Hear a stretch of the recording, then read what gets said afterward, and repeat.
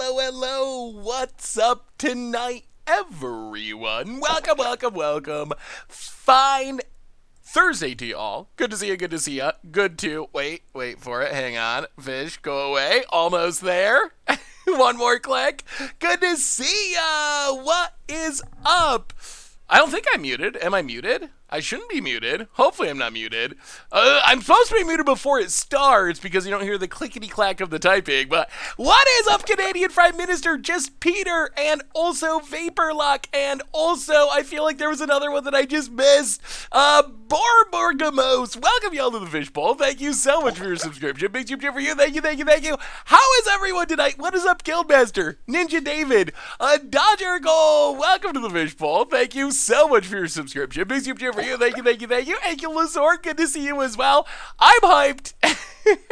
As you can see, it's Panharmonicon guy today. Kaladesh Remastered, finally released on Magic Arena. And there's a lot of sweet cards and a lot of sweet decks we're going to play from this set. But the most important card, and the card we're playing tonight, of course, it's Panharmonicon night. Oh man, I'm hyped for Panharmonicon. There is nothing I love more than dirtling out value with Panharmonicon. That is literally Panharmonicon and Blood Moon. Those are my two favorite things in all of Magic. They're very opposite ends of the spectrum, but it's Panharmonicon night. It is finally time for Panharmonicon, and these decks look fun. I think, are they going to be good? I have no idea. McFly with a gift sub to 3 Deep 5U. Welcome to the Fishbowl. Thank you so much for your subscription. Big super for you. Thank you. I actually don't know if we'll crash Arena. I mean, it would be sweet if we did. We're going to make a lot of triggers, hopefully, with our Panharmonicons. But I'm not sure if it's very crashable. We'll have to see.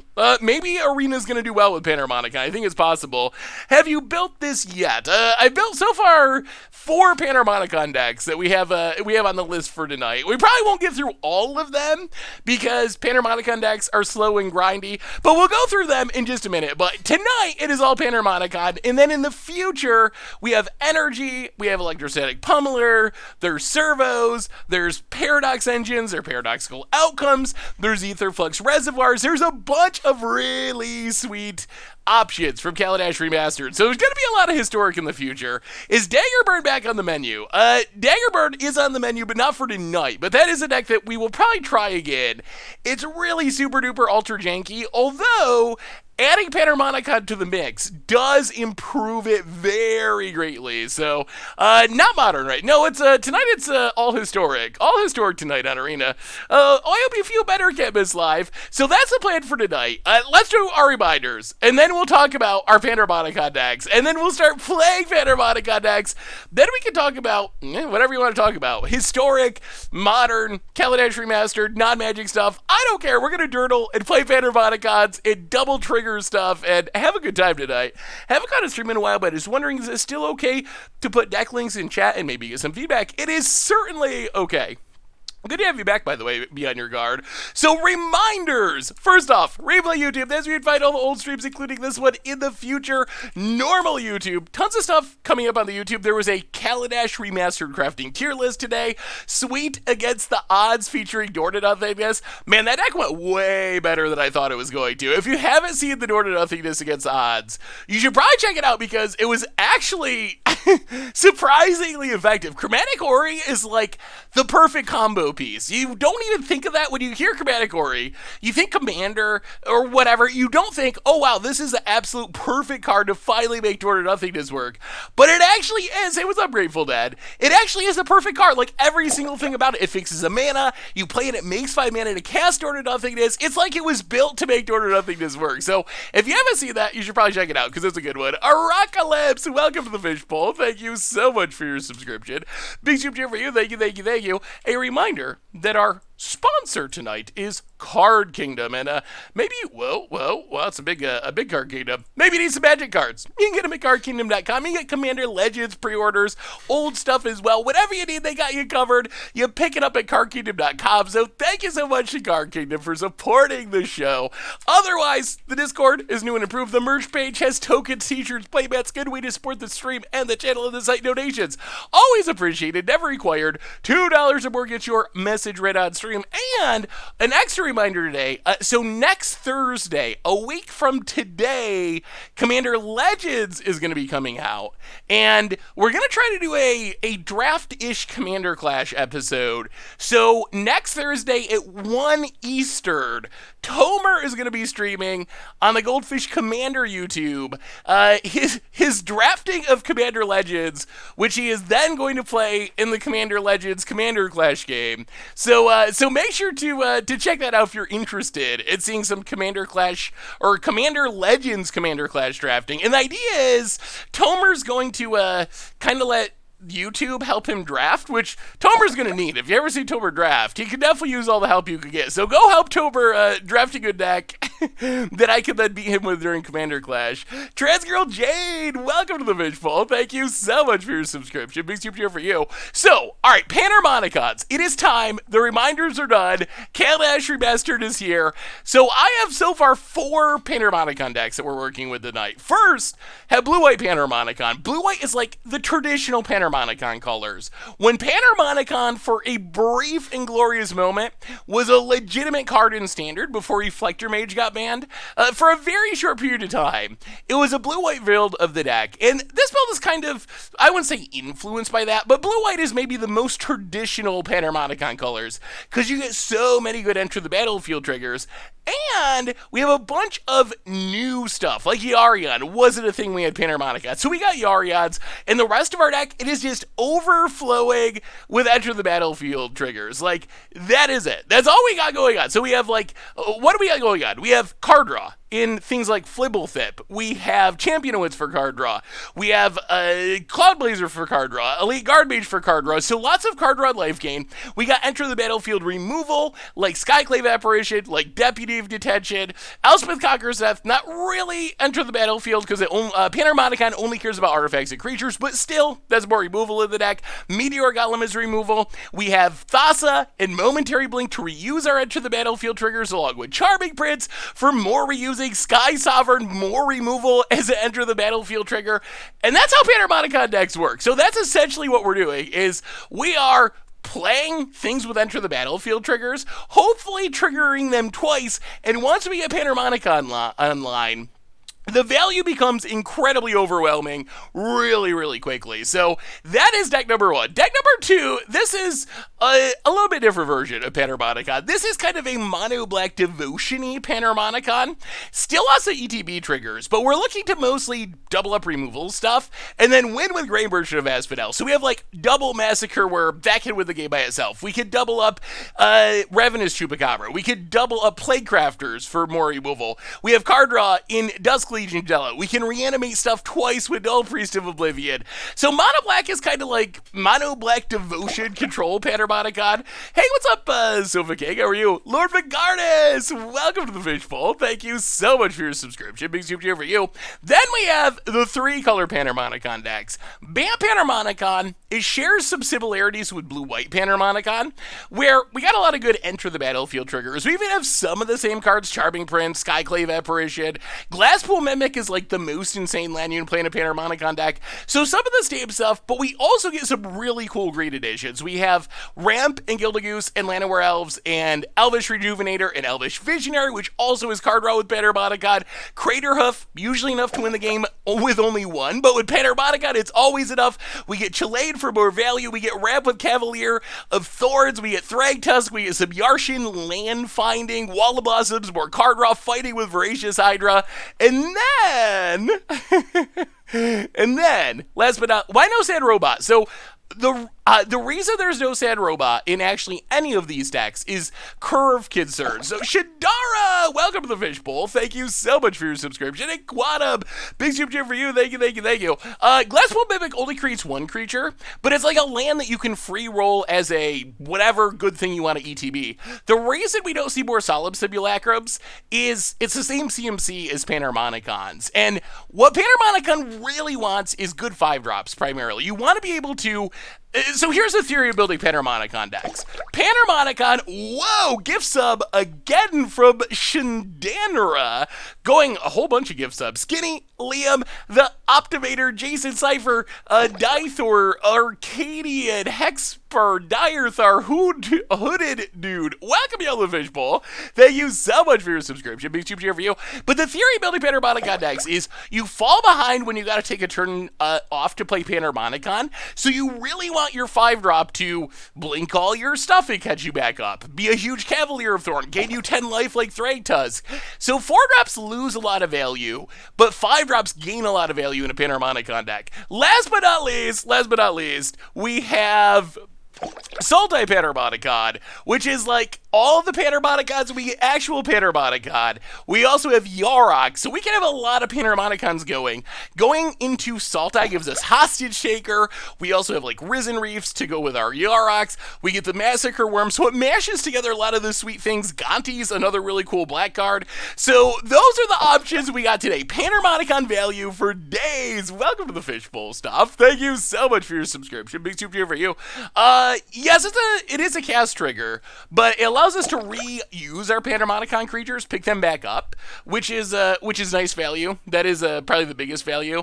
Yeah, there's a ton of other possibilities too. Like that's one of the sweet things about Panharmonicon is you have a lot of other options you could play. So I'm playing stuff that I think is like kind of good-ish and also stuff that I like. So that's kind of the idea of these decks. But you definitely could add in other things that you like too. Yarion is such a fun card. Yeah, Yarion is like perfect for Panharmonicon decks. Plus, you add in more. Yeah, we'll play Sultai as we go along. But we're going to start with blue-white, I think. Hopefully it's not aggro. This hand's okay. It's just a little... Oh boy. So we're going to be seeing some Ugins in our feud. Maybe it is aggro. Alright, well, Flibblethip's not the worst draw. Lango. This is historic. Yeah, I don't know if we can actually crush Arena with this deck. I'm not sure that we can. Like, I don't know what about Panharmonicon would crash. Maybe if we get a big stack of triggers, possibly, but I'm not exactly sure what would crash. Skyclave Apparition seems like a good draw. Steel over is here. Sure. Opponent gets in. No blocks. Yup. Oh, that's fine. We get to play Glacial Fortress, Skyclave Apparition. Get rid of Steel Overseer. Ooh, and we got our Clouds Blazer going too. I kind of like where we're at. We can Glasspool Mimic, Skyclave, into Cloud Blazer, into Yarion, into hopefully someday Panharmonicon. No blocks. Hey, what's up, Floating Sail? How are you? Good to see you, good to see you. Opponent, Servo Exhibition. Passes. Well, we will Glasspool Mimic. Actually, you know what? Let's just Skyclave Apparition. Get rid of the Thalia. Play a Plains. And the value, it's already starting to add up, and we don't have Panharmonicon yet. Another Thalia, sure. Opponent's out of 1 card, hits us for 1, that's fine. But now the fun begins. Now the enter the battlefield triggers start. Cloud Blazer draws us cards. Digging for the Panharmonicon. That's a lot of Cloud Blazers. Oh, I love this deck. I just love Panharmonicon. I'm doing... Oh! And we already... Look at that! We didn't even need the Panharmonicon, and we already scared our opponent away. Well, Baffling Heads and Settle the Wreckage is in. Yeah, that was a good one. I just love playing this style of deck. It's just everything I love about Magic. Like, you just draw cards and kind of dirtle around and do fun, cool things. Eventually you have a bunch of Panharmonicons and it's like just ridiculous. It's just like such a fun way. It's just such a fun way to play Magic. I am a stat. Like, I love playing Panharmonicon decks. I play Panharmonicon decks for hours and hours, and I never get bored of them. They're just so fun to play. Alright, we'll go down the Meteor Golem. That's a little expensive. We'll go down... So our life gain's good. Our removal's good. What's bad? All of our stuff seems pretty fine. I guess Elspeth Conqueror's Death is probably not great. Go down Elspeth Conqueror's Death and we'll go down 1 Blink. Run it like that. Just good, clean, fair, Muldriftery style Magic. I mean, Panharmonicon, people hear me talking about Panharmonicon all the time. it's not a top tier card. Like, don't go out and craft Panharmonicons because you're expecting to, you know, rank up to Mythic or qualify for something. Like, it's a really fun card, and it's a card that's fun and competitive enough that you can win some games with it. It's not going to. Oh, geez. Well, good thing we got this babbling end. Hi! You know what's a nightmare for Panharmonicon decks? That is Hushbringer. That is the last thing we want to see. Servo Exhibition, opponent passes. Well, let's flip with Draw card. And Temple, Scry, keep the land, go. Well, as long as we don't have another Hushbringer hit us, then we should be fine. Untap land, Tempered Steel to grow the dorks. It's, alright. That is a clock. Play the land. Ugh. Yeah, this is actually a problem, isn't it? Oh, Tempered Steel. We don't have an answer to that at the moment. I'll play Thassa, I guess. Go attacking. Oh, we might just be too slow here. Tempered Steel's a clock. Oh, blanket draw a card. Wrath, please? No. I mean, Cloudblazer does start gaining us life, which is nice. That is helpful. Is it good enough? Panseer. Oh, no! Woo! Tempered Steel for days. All right. Yeah, that's a thing. Oh, Castle Ardenvale, Cloudblazer. Draw some cards, gain some life. Yes, Wrath of God. Cloudblazer. Blanket. We haven't seen a Panharmonicon yet, though. Draw some cards, gain some life. Discard a land and a land. Well, this Wrath does give us hope, though. This Wrath might be able to save us. Opponent goes attacking. Well, we'll block again. Down to 8. We have a new donation from Steel Overseer. Sure. Oh, thank you for playing into that opponent. Wrath of God. Peace out, artifact stuff. Staying alive, Charming Fritz. Yeah, we can scry. Ooh, Momentary Blink is spicy. Let's keep the blink. We have a new donation from the Winter Phoenix. You should build a deck with Panharmonicon Tron. Wait, you should build a deck with Panharmonicon Tron. We're talking Nabad, Panharmonicon, Yarok, Flame Shadow Conjuring, and other cards like that for Commander Clash. Ooh, that would be super fun. I'm down with Panharmonicon Tron for Commander Clash. Thank you so much for the donation, by the way. So, chat, what are you... Wow, is that 5-7? So, what are you most excited to... Are we just wrathing again? I guess... Wrath number 2, play the Mimic, no blink. But opponent's almost out of cards, and it's almost 420 in Panharmonicon land. Super close. So what card are you most excited to play from Kaladesh Remastered? Cloudblazer, smoke him if you got him, scoop him if you don't. And, well, we didn't get to see a Panharmonicon yet. But that was a pretty dominant victory for Dirtle Value. Oh, all right. Ooh, Hidden Stockpile is another really sweet card. I'm excited for Hidden Stockpile too. There's actually a pretty long list of decks I want to build. Expect a lot of historic over the next couple weeks. Just need Fatal Push to fit my Esper Yarion control deck. Yeah, Fatal Push is a big addition to the format. I have played against Teamer Energy, but I have not played Teamer Energy. I've been too busy Panharmoniconing. Vigilance Tribal. Ooh. We recorded a viewer submitted Commander Clash today. That was fun. Vigilance Tribal looks sweet, Doug. The new Achroma, I think, is actually really powerful. I like the new Achroma. All right. Well, no Panharmonicon, but it's a fine hand. We need a Panharmonicon. We need a Panharmonicon. We need more. We need more cards in Historic to just directly tutor up Panharmonicon. How do you usually close out games with this deck? They're super fun, but often I dirtle until I die. Well, for one thing, I don't consider dirtling till I die a bad thing necessarily.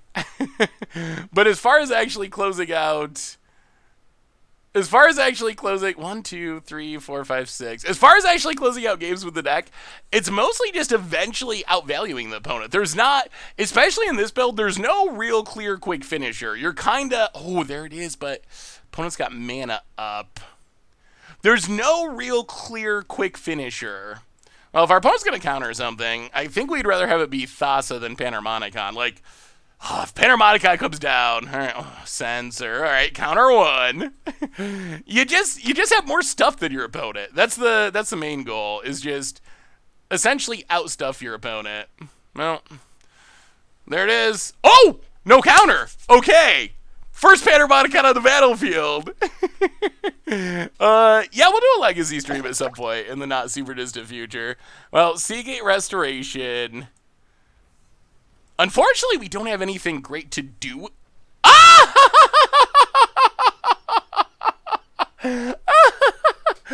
It's so overpowered, people just scoop. They just scoop. I did like tutor only its enchantments, though. It's too good. It's too good for... It's too good for... Hey, what's up, Daniel? How are you? Play my Indomitable Creativity list. I haven't seen it. You should send it to me again. Twitter's not the best place because stuff gets buried. Wow. Okay, maybe this... Yeah. Maybe Panharmonicon's better than I realized. Maybe people just don't have a chance. Panharmonicon too strong? Oh, wait. You're supposed to be in the deck. There we go. All right. Wherever Invention's good if you have artifacts. That's probably the best option available. Which email did you say is best for you? There's 2 different emails that haven't been responded to, so I want to make sure I'm sending it to the right place. Ooh. Are they recent paps? I know... Well, we'll try this. I know I have some deck list emails from the last few days I still got to get to, but saffronolive@mtggoldfish.com is the correctest of emails. But I get a ton of deck list emails. I figure I probably get usually 100 to 200 a week emails about stuff like that. So I usually go through once or twice a week and just spend a couple hours going through all of them. So if it's only been a couple of days, if it's been a couple of weeks, then go ahead and resend it or ping me. But if it's been a couple of days, it's not that I forgot about you. It's just that I probably have not gotten to my email part of the week yet. We have another new donation from... Well, Charming Brits. I feel like Control's actually... Narset's a concern, but against Control, we just have so many things that are draw a card, draw a card. Yeah, sure. We have so many things that draw cards that I think it's not a bad matchup in general. Well, play a land, Champion of Wits. Lightning, new donation from Dan Wildfire. Lightning Angel plus Lyra plus new Chroma is gross. Ooh, that is super gross. Yeah, Chroma's such a sweet card. Thank you so much for the donation. Just let it resolve, opponent. We just want to draw cards. We're not even really trying to kill you. We're just trying to draw cards. Discard Skyclave Apparition and...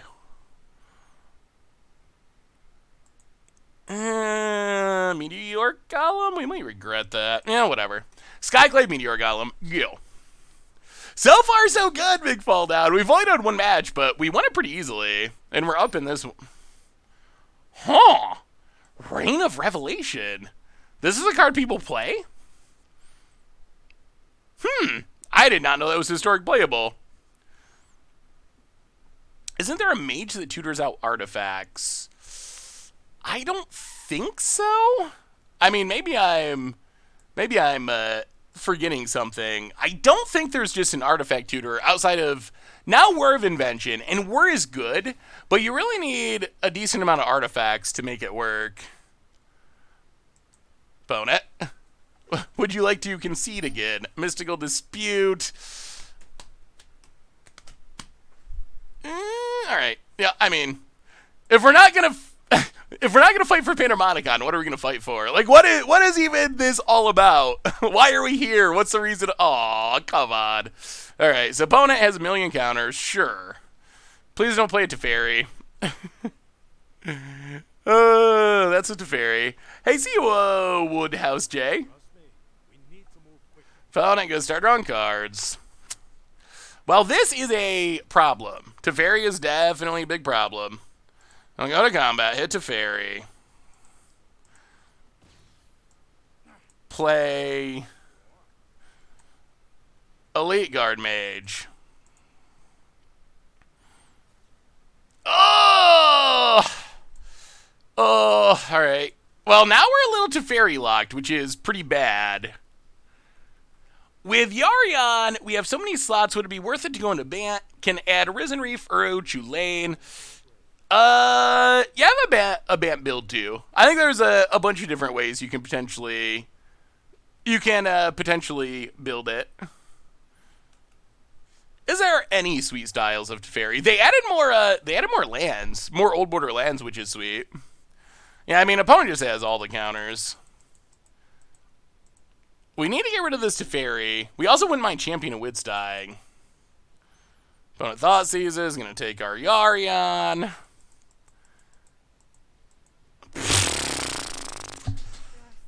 Oh, that's the real issue. And another, oh my god. Puke. Puke. I'm tempted just to concede now. Alright. On to game number 2. Yeah, opponent's playing 2020 cards. Purple Saurus for Rex. Welcome to the Fishbowl. Thank you so much for your subscription. Big super cheer for you. Thank you, thank you, thank you.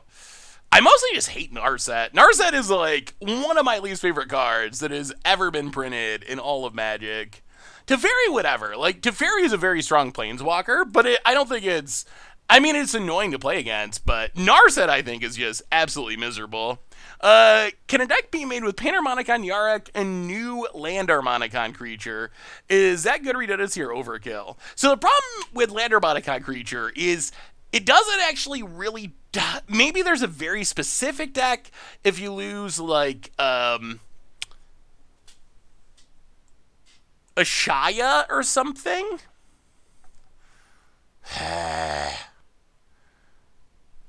This is the kind of hand we want, but oh no!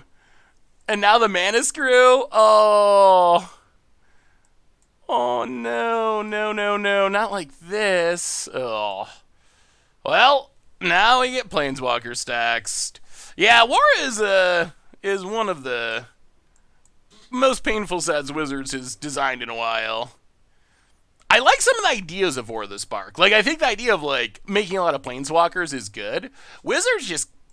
They can't resist the Wizards technique of taking... I feel like what Wizards' design process is they make a really good Magic set, and then they're like... They roll dice or something and pick, like, 5 to 10 cards, and they're like, alright, cut 2 mana off all those cards, up all their loyalty by 3... And now those cards will sell the set. And then those are the cards that end up making everyone hate Standard and quit playing Magic. So hopefully Wizards learns to stop doing that. Because I think War of Spark is another one of those sets where, like, you know, out of the 253 cards or whatever it is, 247 of them are, like, really sweet, including the Planeswalkers. But it's those, like, 5 or 6 or 10... that end up causing all the problems and making people, you know, have quit Standard, essentially. Well, get our Yari out past the turn. South North, welcome to the Fishbowl. Thank you so much for your subscription. Big super cheer for you. Thank you, thank you, thank you. Ooh, opponent having some land troubles. All right, play the Scry land. Wow, we're getting pretty close to... playing Panharmonicon with Dovin's Veto up. Oh, opponent hits a land. Okay. I'll go to combat, hit ya.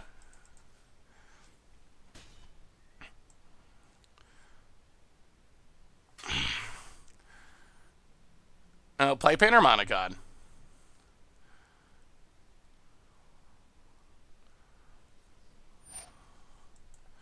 Alright, opponent also has a Dovin's Veto. Oh, well, they had the right counter. Opponent plays a land, passes. I'll go to combat, attack. Ugh! Ugh, I wanted that Panharmonicon. Cloud Blazer.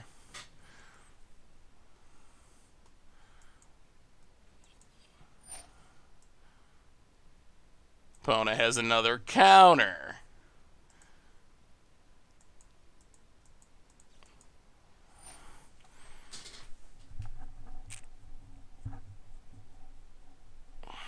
Do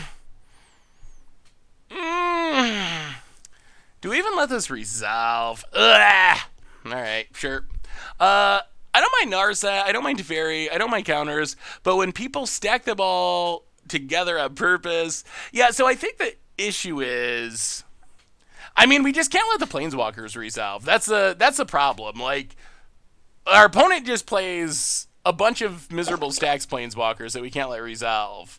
So I feel like we need to focus on keeping those cards from resolving, because they're very difficult to beat once they hit the battlefield. Good God, they will... Opponent will counter anything, that's for sure. Like, opponent is very committed to their plan of just not letting anything except a Flibblethip resolve. Opponent cycles a land. I mean, we need a Champion of Wits would be really good, because that gets around those counters pretty effectively. We're also drawing a lot of, like, mana cards. Skyclave Apparitions, Deputy of Detentions. They're cards that aren't doing anything right now. Opponent, do we have counter number 79?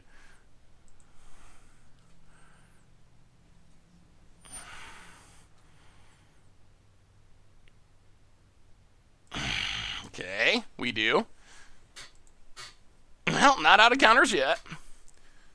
Because it takes you time to go through emails, would you advise against emailing you for viewer-submitted lists, or are just YouTube comments better? Well, not the best time for a momentary blank. Get in it, ya. Oh, we've drawn the wrong half of our deck for this scenario.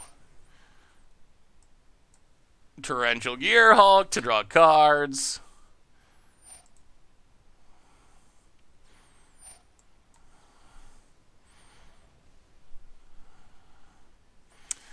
Oh, well, this has not been the most fun I've ever had playing a game of Magic. Opponent. Gonna go to combat. Hits us. Down to 15.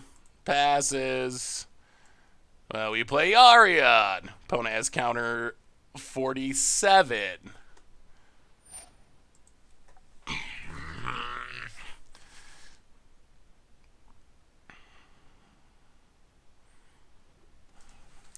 Alright. We actually resolved a spell, which is impressive. It's turn 14 and it finally happened. We'll get back a Flibblethip draw card. Into a Flibblethip past the turn.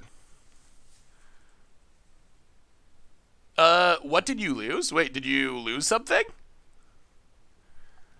Opponent, untap land.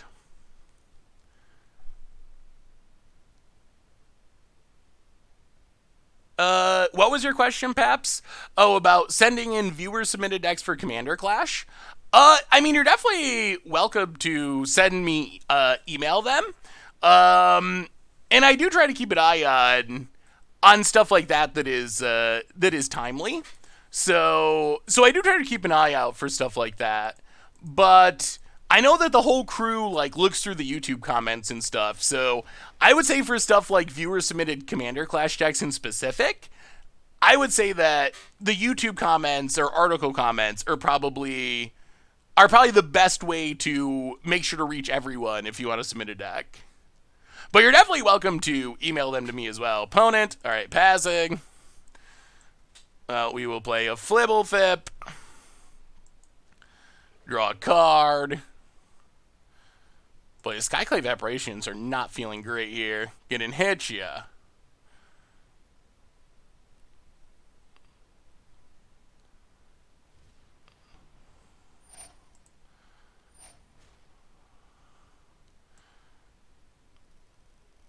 Well, momentary blink Yarion.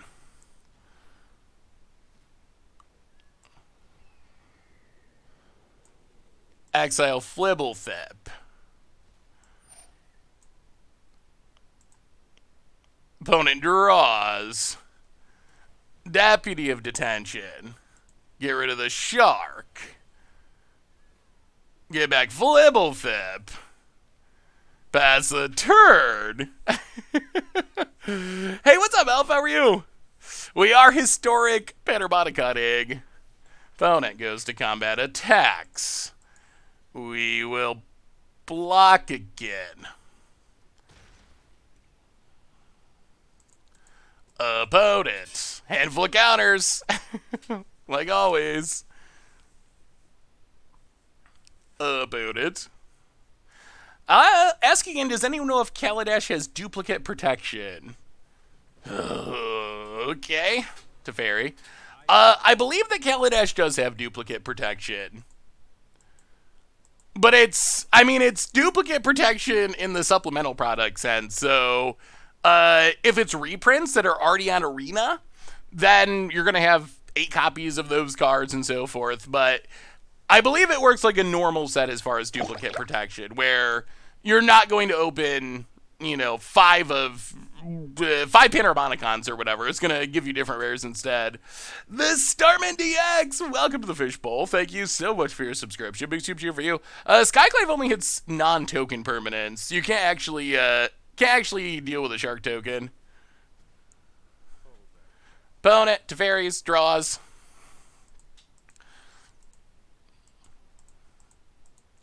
Boy, if we could resolve, like, something, that'd be sweet. Opponent. Narset. Takes down Narset. Gets an absorb. Untap some lands. Well, play a land. Skyclave Apparition.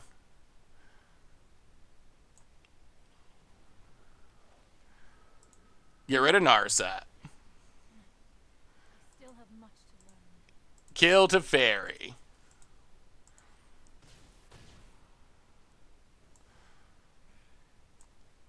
Cloudblazer. Resolves. Oh, well, here's Wrath time, probably. Ooh, opponent. We resolved a thing. Opponent's at 13. We killed 2 Planeswalkers. What about rare reprints that are already on the client? They count as new cards. It drives me crazy. But yeah. They did that with Jumpstart too, where you have Woe Strider from Theros Beyond Death or whatever, and then you still have to open Infinite Woe Striders from the set itself. Opponent Thought Seizes.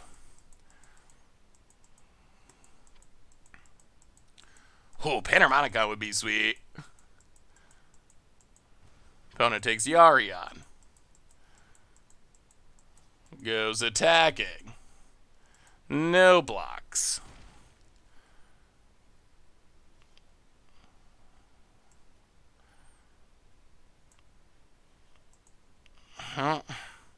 Momentary blink. Ah! Play the tap land, and that probably, counter number 89, I think, probably does it. Opponent Dream Trawler. Yeah, so I think that's over now. We've just drawn the wrong half of our deck. We've drawn all these, somehow we've drawn all the Skyclave Apparitions, and we just haven't drawn any of the card draw. Opponent goes attacking. What do you think a punt was? I'm actually pretty curious what you think a punt was there. How many counters have been cast? 1, 2, 3, 4, 5, 6, 7, I think. Well, there's 7 in the graveyard. They may have cycled one of the sensors. I know they cast at least one of them. But I think the answer is 7. Opponent going to commit. Alright, things keep getting worse. Stuff dies. Yeah, and, well, I think it's time to go on to the next one. Could have made them tap the Trawler. How could we have made them tap the Trawler? Another Thoughtseize.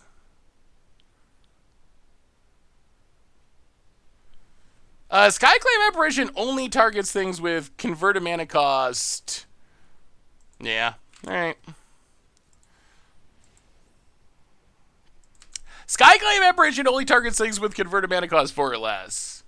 So that's why Skyclave Apparition was such horrible draws this game, is it just actually literally couldn't target anything. Well, what do we learn that game? That, playing against stacks Planeswalkers and infinite counterspells is not the most enjoyable.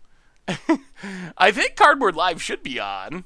I don't know if they have the new cards on, but yeah, Skyclave, it does have a meaningful restriction. It only hits cheap stuff. Ugh. Yeah, that was a tough one. I actually feel like it's a pretty fine matchup for Panharmonicon decks, but it didn't work out that time because we drew kind of the wrong half of our deck, and our opponent was a especially counterspell heavy deck. Like, whoo! That was a lot of counters. Hey, what's up, Javel Darren? Good to see you. Hello from New York. Good to see you. Well, tap land go. Sounds fine. We'll see. Opponent's Yarion, so perhaps infinite counterspells again. Opponent plays an island. Uh-oh. Well, planes go. Well, we'll see. Is this instant replay what we saw last time? Opponent ops.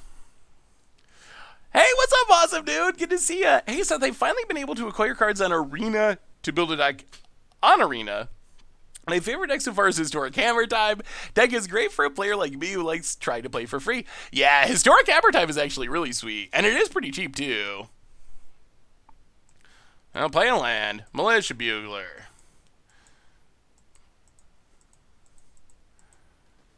Okay, a card resolved. We get a Champion of the Wits. Champion of Wits is very good against these control decks because if they counter it, it's going to come back eventually and make them very sad about it. Omen of the Sea. So those are probably doomed for Told, I guess. Hey, what's up, Datre? Good to see you. Welcome. I'm studying marketing and entrepreneurship. Do you know if there could be a way to contact Richard to learn about the business aspect of Goldfish, if he'd even be available? So, perhaps, I know you sent me an email about that, and I forwarded that on to Richard. I don't know. I'm assuming he didn't respond, if you're asking me that question. Strictly Jess, the Uba Ninja, welcome to the Fishbowl. Thank you so much for your subscription. Big super for you. Thank you. I can ask Richard about it, because that was a couple weeks ago, I think. But I did get that email, and I forwarded it to Richard, because I actually have no idea what the answer to that question is. Well, play Champion of Wits. If our opponent wants to counter it, we're pretty fine with that. Being in the graveyard's not a bad thing. So was today Fun Commander? Yeah, it was a Fun Commander clash. It was a good one. This week's episode that's going up is a really good one. I'm excited for that one to come out on tomorrow, actually, now. Chaos Week, I think people are really going to like. Or hate, I don't know, but yeah, I will. I guess I probably should have responded and told you I was forwarding it.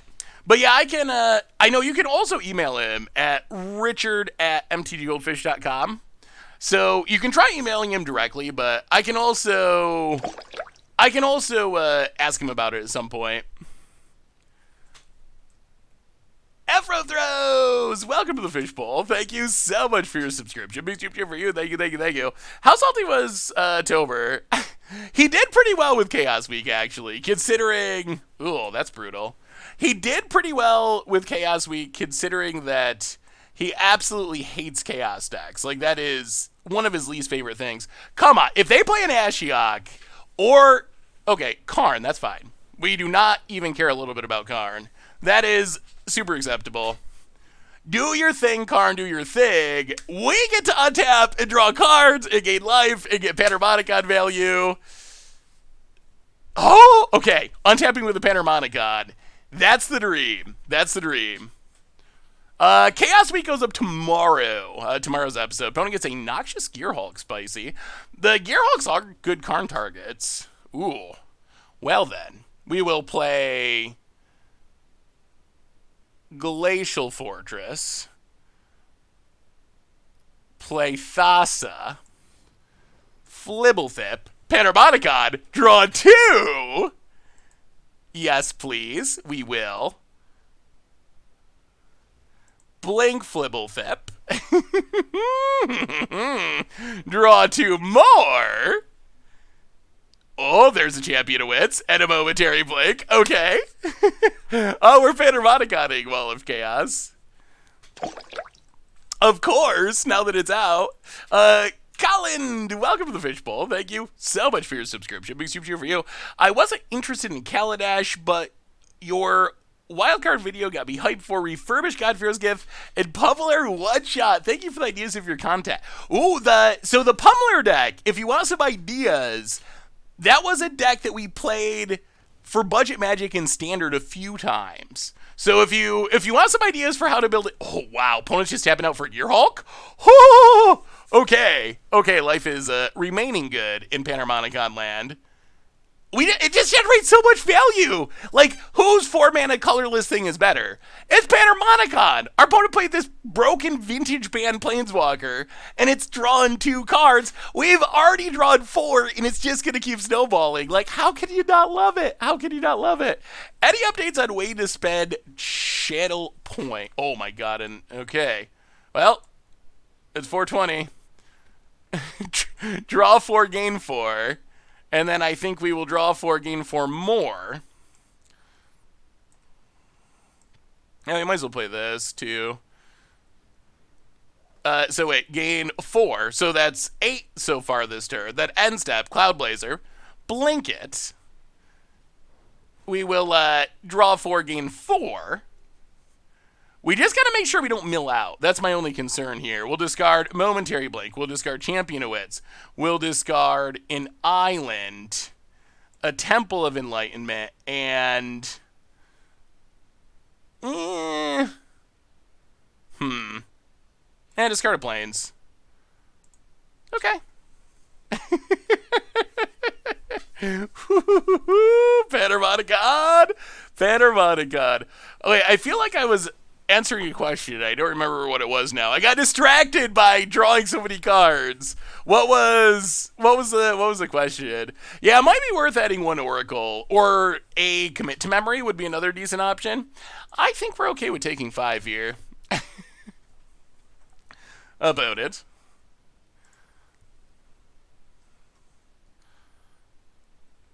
Land. That's fine. Well, we will Skyclave Apparition.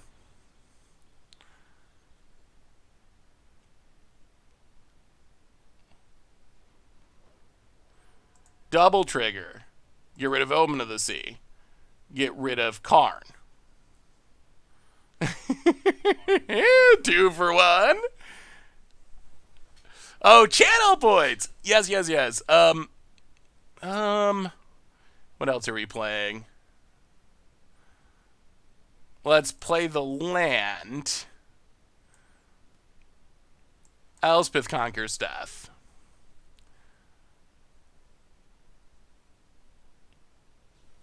Okay, opponent has a counter. Sure. No, attack.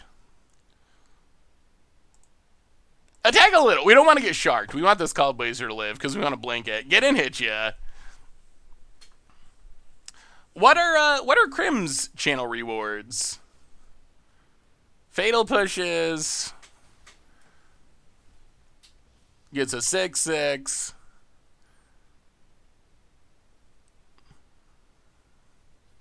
Well, that was a good turn for our opponent. Opponent blocks. Oh, blink Cloudblazer.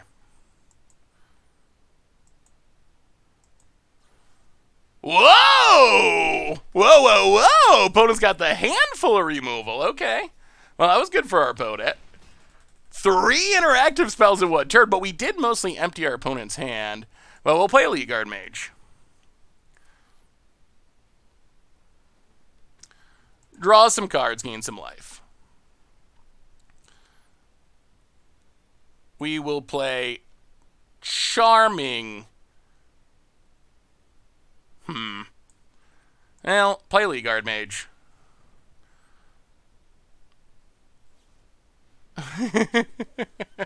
Opponent runs out Torrential Gear Hulk to counter, but our opponent's just like they're running out. They're running out of action. The Panharmonicon value is too much. Blink it. Draw some cards, gain some life. So opponent can hit us for a lot, but we're back up to 30 after taking the huge attack last turn.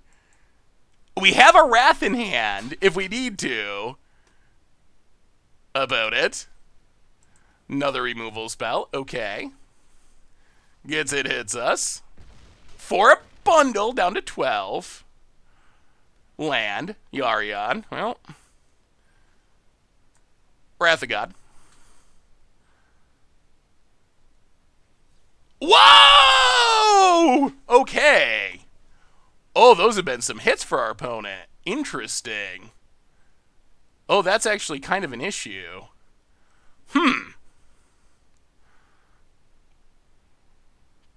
That is an issue. I was not expecting that. Huh. Elspeth Conquers Death is an enchantment, so it doesn't get to. Boy, maybe Skyclave Apparition's bad.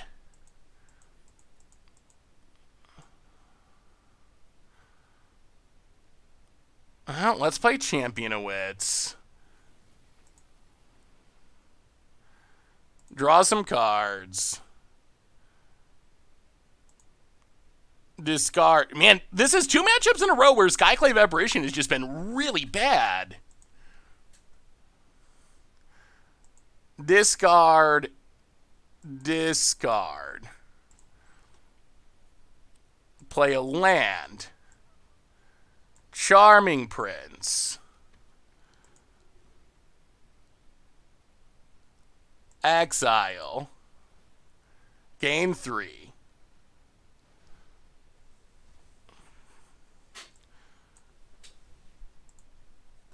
Blink Charming Prince. Gain 3. Gain 3. Draw discard. Glasspool Mimic. Skyclave Apparition's so bad. I'm kind of amazed at like how bad it's been. Discard the land and Glasspool Mimic. Well, we'll see. Opponent gets to Yarion, though, and blink everything, which is pretty good. Opponent goes attacking. We will block 1. Down to 11. Are we going to mill out? Is that how this ends? If they didn't include Panharmonicon, I would be pretty disappointed. So what does Crib do for his channel rewards thing? All right, so here goes the blinking. Opponent gets back their dorks.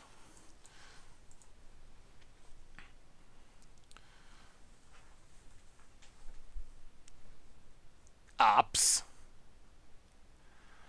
Removal. Well, we'll see what our opponent's got. If they have counter number 40, then we might be dead. Scries to the bottom.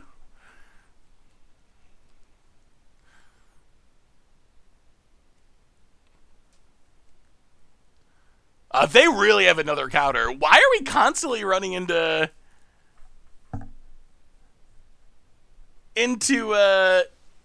these counterspell control decks? Krim has a bunch of stuff for his channel points, including but not limited to deck suggestions, direct challenges, no mulligans, and I think he also has all lands are basics in a deck. Oh, that's kind of an interesting idea. You should play viewers. Yeah, that would... I mean, I think that would be fun. I think the only question is...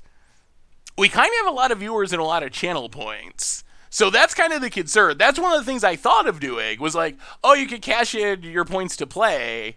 But if we have 1,000 people who want to play, and some of them have enough points to do it, 10 times... I feel like my concern is that like that is what the stream is for the next few years.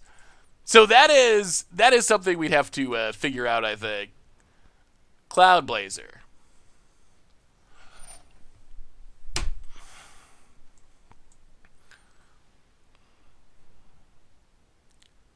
Wow. I can't believe this keeps happening, honestly.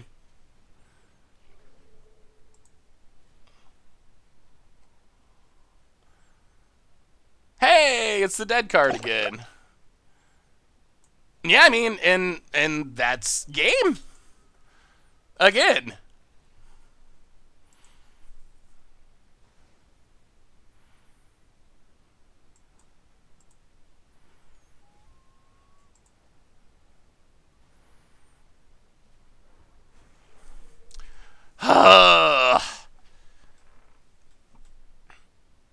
Well, opponent untaps. Elspeth Conqueror's Death doesn't save us. Remember, Elspeth Conqueror's Death, Panharmonicon only works with artifacts or creatures. So Elspeth Conqueror's Death just comes down and does a single thing. It deals with one single thing. Gosox, my apologies! Welcome to the Fishbowl. Thank you so much for your subscription. Big soup cheer for you. Thank you. Opponent has a thought seize. I don't really like Solemn, no.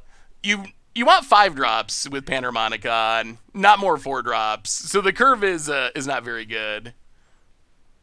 Opponent gets a Soul Guide Lantern to attack our graveyard.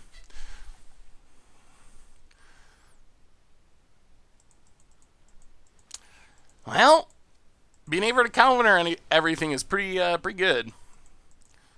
Opponent passes. Well, we will see Gate Restoration.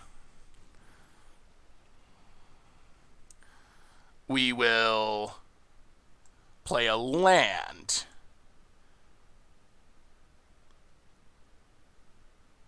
We will Deputy of Detention. Get rid of the tokens. Get rid of...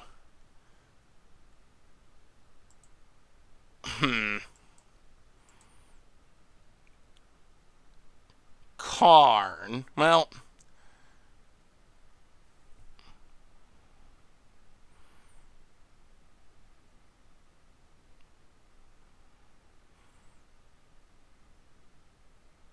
Get rid of Noxious Gearhulk and the tokens.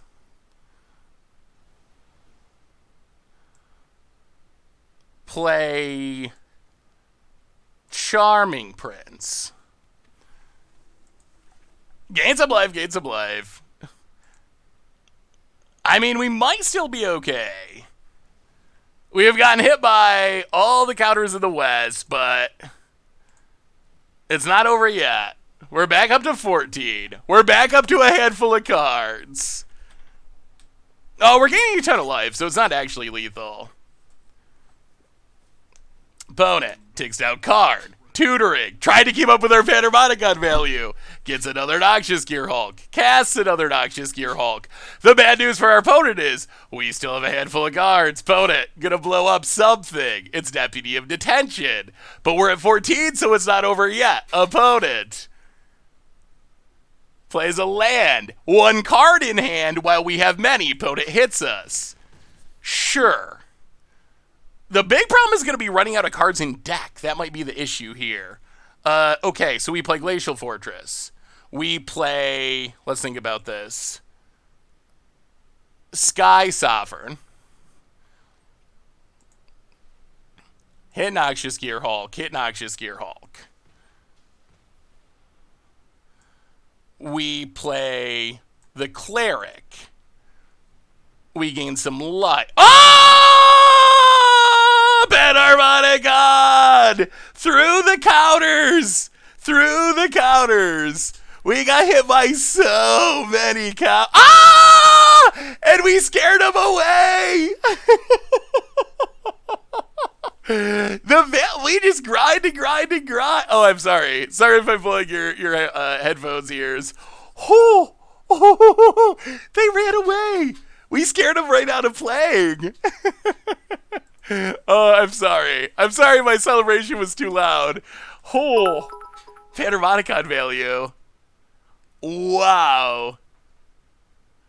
Oh, yeah. Sorry, neighbors. Okay. Adding. So do you think Thassa's Oracle or Commit to Memory is better? Thanks for the cheer. Wow. That was a grind. That was a grind. LOL. Fail. WTF. RIP headphones users. Big apologies. Welcome to the Fishbowl. Thank you so much for your subscription. Big super for you. Thank you, thank you, thank you. Commit to add both. Could add both. Black White Servo. So I wouldn't be surprised if we played servos in the future, JP. But I think tonight is Panharmonicon night, so I think we are all in on. I think we're all in on Panharmonicons for today. All right, let's add in those couple of cards. I do want to try what build do you want to try next? I want to play at least 2 builds. We don't got to get through all of them because we have months and months and years to play Panharmonicons. So let's see, commit. So we had 1 commit to memory, which I think is decent in the deck anyway, and then one Thassa's Oracle. Thassa's Oracle may be over Flibblethip, and then maybe we got 1 Yarion for commit, something like that.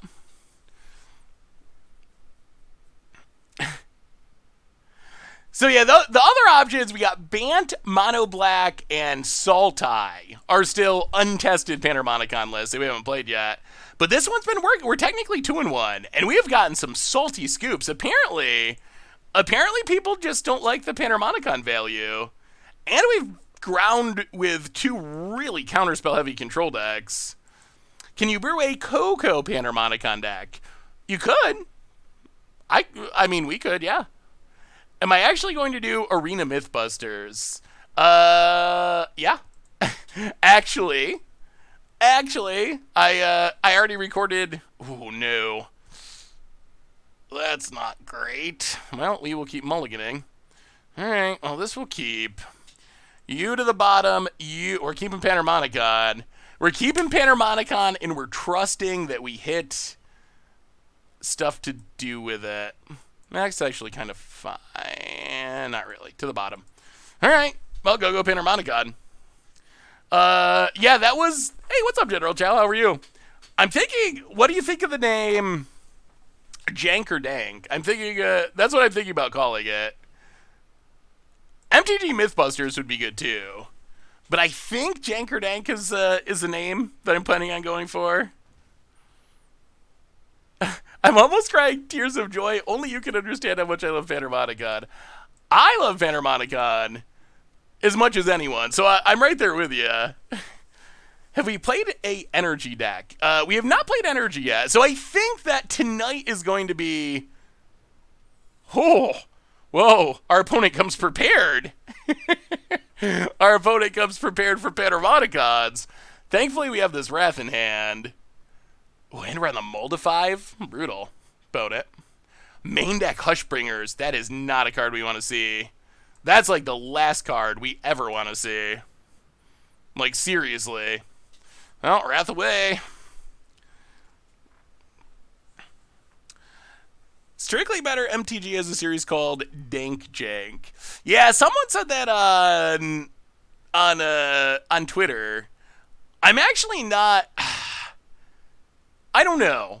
So it has the same words, although I kind of feel like after looking at the series, I kind of feel like they'd be very different. Because I feel like Jank Dank is kind of like... Oh, no.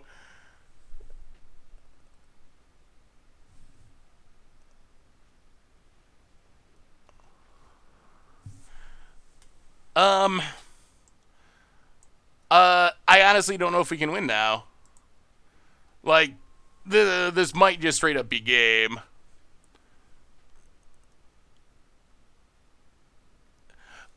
I think, Dank Jank is kind of like against the odds almost, like trying to do well with janky decks. When when I feel like the idea of Jankerdank or the MTG Mythbusters is like essentially the opposite.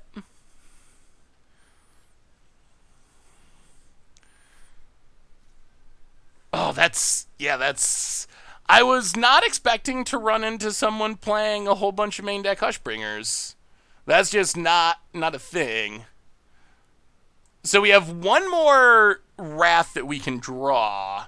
This is really bad. Wow, what a weird match to run into. Agent Conundrum, welcome to the Fishbowl. Thank you so much for your subscription. Big soup cheer for you. Thank you. I don't think Hushbringer is that good against a typical Yarion deck, right? Aren't most Yarion decks using, like, artifacts and enchantment? Ooh, That's kind of interesting. Oh, this is going to be sweet. This is going to be super sweet. All right, opponent, crack that Knight of the Reliquary. Crack it. We found our way out. We forgot we added the commit to memory. Come on. You know you got to get that land. It's too much value to pass up.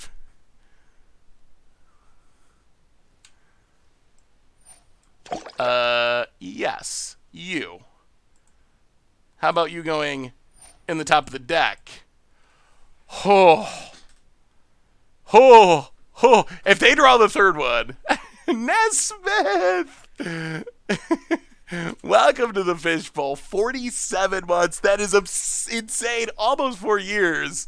Getting close to Bolas Scoops time.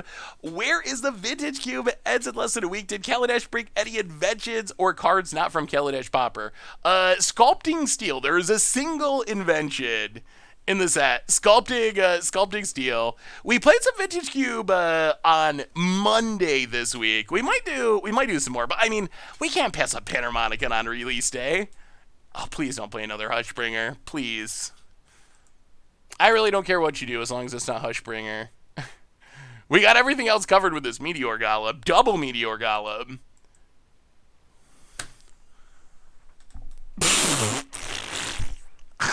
Oh, wait.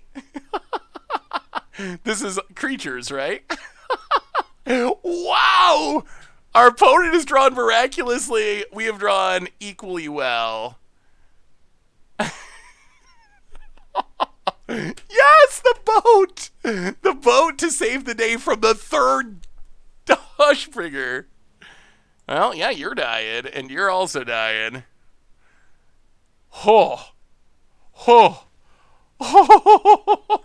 We just have I believe we have 4 cards that could beat a Hushbringer in our entire deck. If I am thinking of our deck list right, there's 4. There's 2 Wraths in the main deck, the boat and the commit to memory. That is it. And we have been drawing them all. I mean, our opponent's also been drawing an ungodly number of Hushbringers, but I don't really want to attack this turn. I think we might block with the boat. Just crew up and block the Knight of the Reliquary. The nice thing about Panharmonicon decks is Panharmonicon decks, they win the late game against just about everyone. So there's very little incentive to try to aggro the opponent out because we know we got the late game locked down. Like, once Panharmonicon and card draw starts going, it is an unbeatable amount of value. So we can trust in that eventually, all right, we'll get a land. As long as our opponent doesn't Hushbringer. If our opponent gets another Hushbringer, then, I mean, what are the odds of that? It's already happened 3 times. I'm honestly not sure if we would memory anyway. We have so much card draw. It's nice to have sitting there in case they find Hushbringer 20, but I would rather not refill our opponent's hand. Opponent.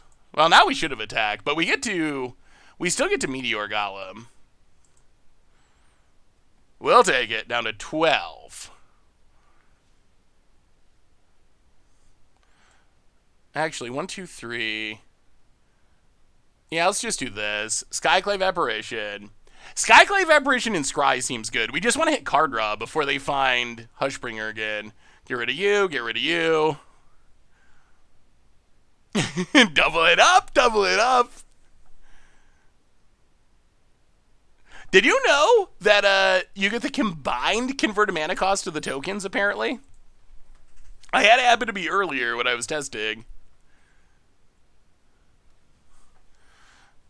Yeah, it is gone, but I don't think it's a huge loss. Like, I don't mind having it sit around as a backup plan, but I'm not overly concerned about it getting exiled. Like, casting it was not a major part of our plans. It was more like, oh my god, we're going to lose. We got to do something. We might as well cast it, but we don't want to give our opponent card advantage because we have so much card advantage in our deck. I believe that that's correct. It came up on Twitter over the weekend. I'm pretty sure it's correct. Llanowar Elves, that's acceptable.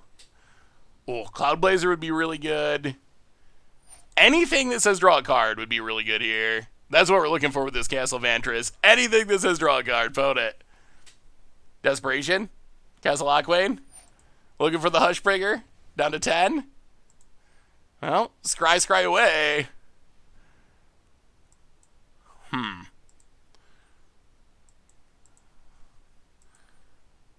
Thassa doesn't say draw a card. To the bottom. Untap. Well, cycle you. Go to combat. Attack. Opponent blocks. Goes to 6. Well, Charming Prince. Scry. And blink. Oh, there it is. There it is. That's what we were looking for. There's the Cloud Blazer. Sad News Bears. Welcome to the Fishbowl. Thank you so much for your subscription. Big super cheer for you. Thank you, thank you, thank you.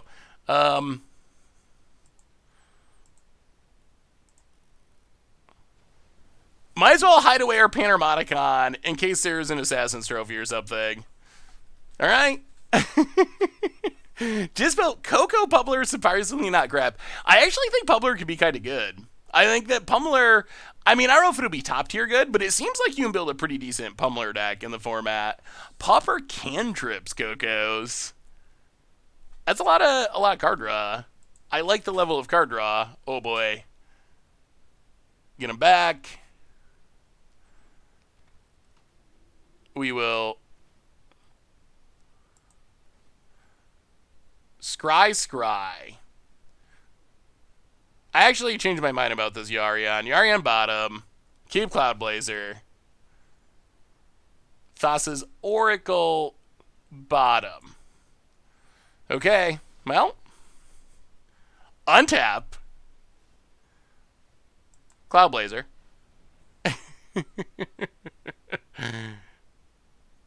No, opponent, don't look at that Panharmonicon. No.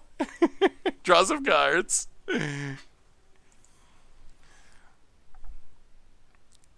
I think that's actually how it's supposed to work. Am I going to make a draft video for Kaladesh? Possibly. Do you want a draft video for Kaladesh? Now, Militia Bugler. Draw some cards. We have a new donation from opponent's going to kill the Arion. That's acceptable. We'll get a land. We'll go digging. I mean, opponent's staying alive, but I don't think any of this matter. I can't believe we beat those. Whoa! Massive donation. McKiri, $100. Now that Commander Legends... Oh, another Blazer. Now that Commander Legends has been spoiled, it's got me thinking about Commander, Modern Horizons 2, any items on your wish list. Yeah. So, McKiri, thank you so much for the ridiculously big donation. I want to see Wizards pull out more of the stops with printing legacy cards into the format. I think that's my... Ooh, that's a good last card. I think that's my biggest request for Modern Horizons 2. I think they'll make cool new cards.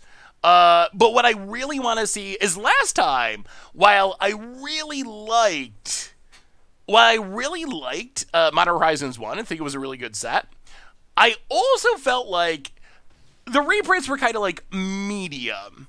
Like, I was expecting more like Force of Wills, or maybe like Wasteland, or some of those cards. So I really think that those cards would be fine and even healthy for Modern. I don't know about Wasteland, but like Force of Will, that would be a card I would like to see in the Modern format. So I'm hoping that Wizards goes more with Legacy playable reprints. And I think at this point, like, Legacy and Vintage are just such fringe formats that I don't feel like the worry that Legacy and Vintage are going to be diminished somehow by Modern starting to look more like them is that big of a concern at this point. I don't want Force of Will and Force of Negation both in the same format. Force of Negation is just not very good, though. Like, it's okay, but it's definitely not in a format like Modern, where a lot of the combos are like Primeval Titan or Vizier Druid or other creature-based combos. Wow, we're going to have a turn. We are going to have a turn. Or other creature-based combos. I don't think that Force of Negation is that great of an answer to most of those. Yeah, Counterspell I was definitely expecting last time. Well, let's start with Flibblethip, draw 2.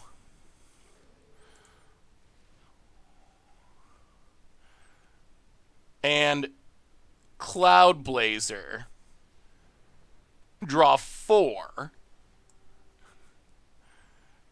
And land, and Charming Prince.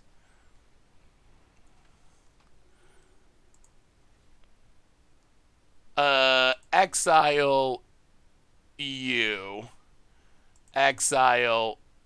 How many cards in the deck? 46? You and you. That's fine. We don't actually want to draw more cards. We've reached our limit as far as drawing cards. Skyclave. So I guess we should have scryed, actually. I was gonna blink the Cloud Blazer. I'm not used to saying no to drawing cards, but I think it was right in this scenario. Bugler goes digging. Skyclave Apparition seems good. Whiff is fine. Discard. Momentary blink. Land. Championowitz. All right, your go. Is this all you ever wanted it to be and more? I mean, it is. I love decks like this. It is the best. At this point, I don't think we even really care about Hush. Like, Hushbreaker, I think we've built a big enough board that especially we can hardcast this Amiria's Call that I'm not actually sure we care about Hushbringer anymore. I think we've got enough done that we're good. They only didn't print Counterspell and Dominaria because it's standard. It's a decent chance it's in Modern Horizons, too. I mean, Counterspell I don't actually think is that good in Modern. Like, it would be okay, but I actually don't think in the context of Modern that Counterspell is significantly better than Mana Leak. I think it's maybe slightly better. Hey, Seth, I appreciate the response by email. Now that spoiler season over, I feel like I can finally respond back now that the busy season is over for you. Oh, you're welcome, MDG Megbart. Yeah, I'm looking forward to a slight spoiler break. No spoilers until probably the first of the year for Kaldheim. And I'm also, like, super hyped for Kaldheim. Kaldheim's going to be sweet. So many good beards, I expect. Well, we'll take 5 now. Opponent's got a nice little value package set up too, but it's just not as value-y as ours. Opponent passes. Well, we will Skyclave Apparition.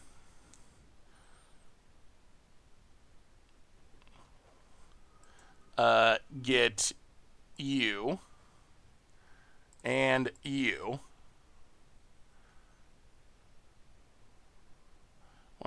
4, 5, 6, 7, 8, 9. All right.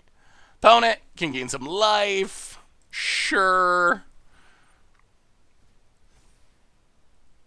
They gotta gain enough to not... I mean, I think they're just dead here. They don't know that they're dead, but I think they're dead. We haven't had 2 Panharmonicons on the battlefield yet. That's our next step. We need 2 going. But I think this game just ends right now. Did we discuss the mini leak of Kaya on some Kaldheim packaging? Didn't actually talk about it. Kaya Kaya was on Kaldheim packaging. And opponent, too much Panharmonicon value. That was a ridiculous game. Hushbringer Tribal, and we managed to somehow win, which is kind of shocking. I think Hushbringer is the single best card that you can play against our deck in the entire format. Like, it's so good against us. All right, so we will do some trimming. Hope we have an answer to the Hushbringer that I'm sure our opponent's going to be digging for. Yeah, run like that. I mean, I think Kaya coming back is sweet.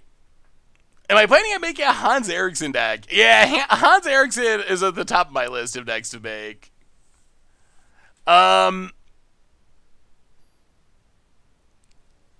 This match is grindy. I'm going to watch it by phone and go smoke a joint.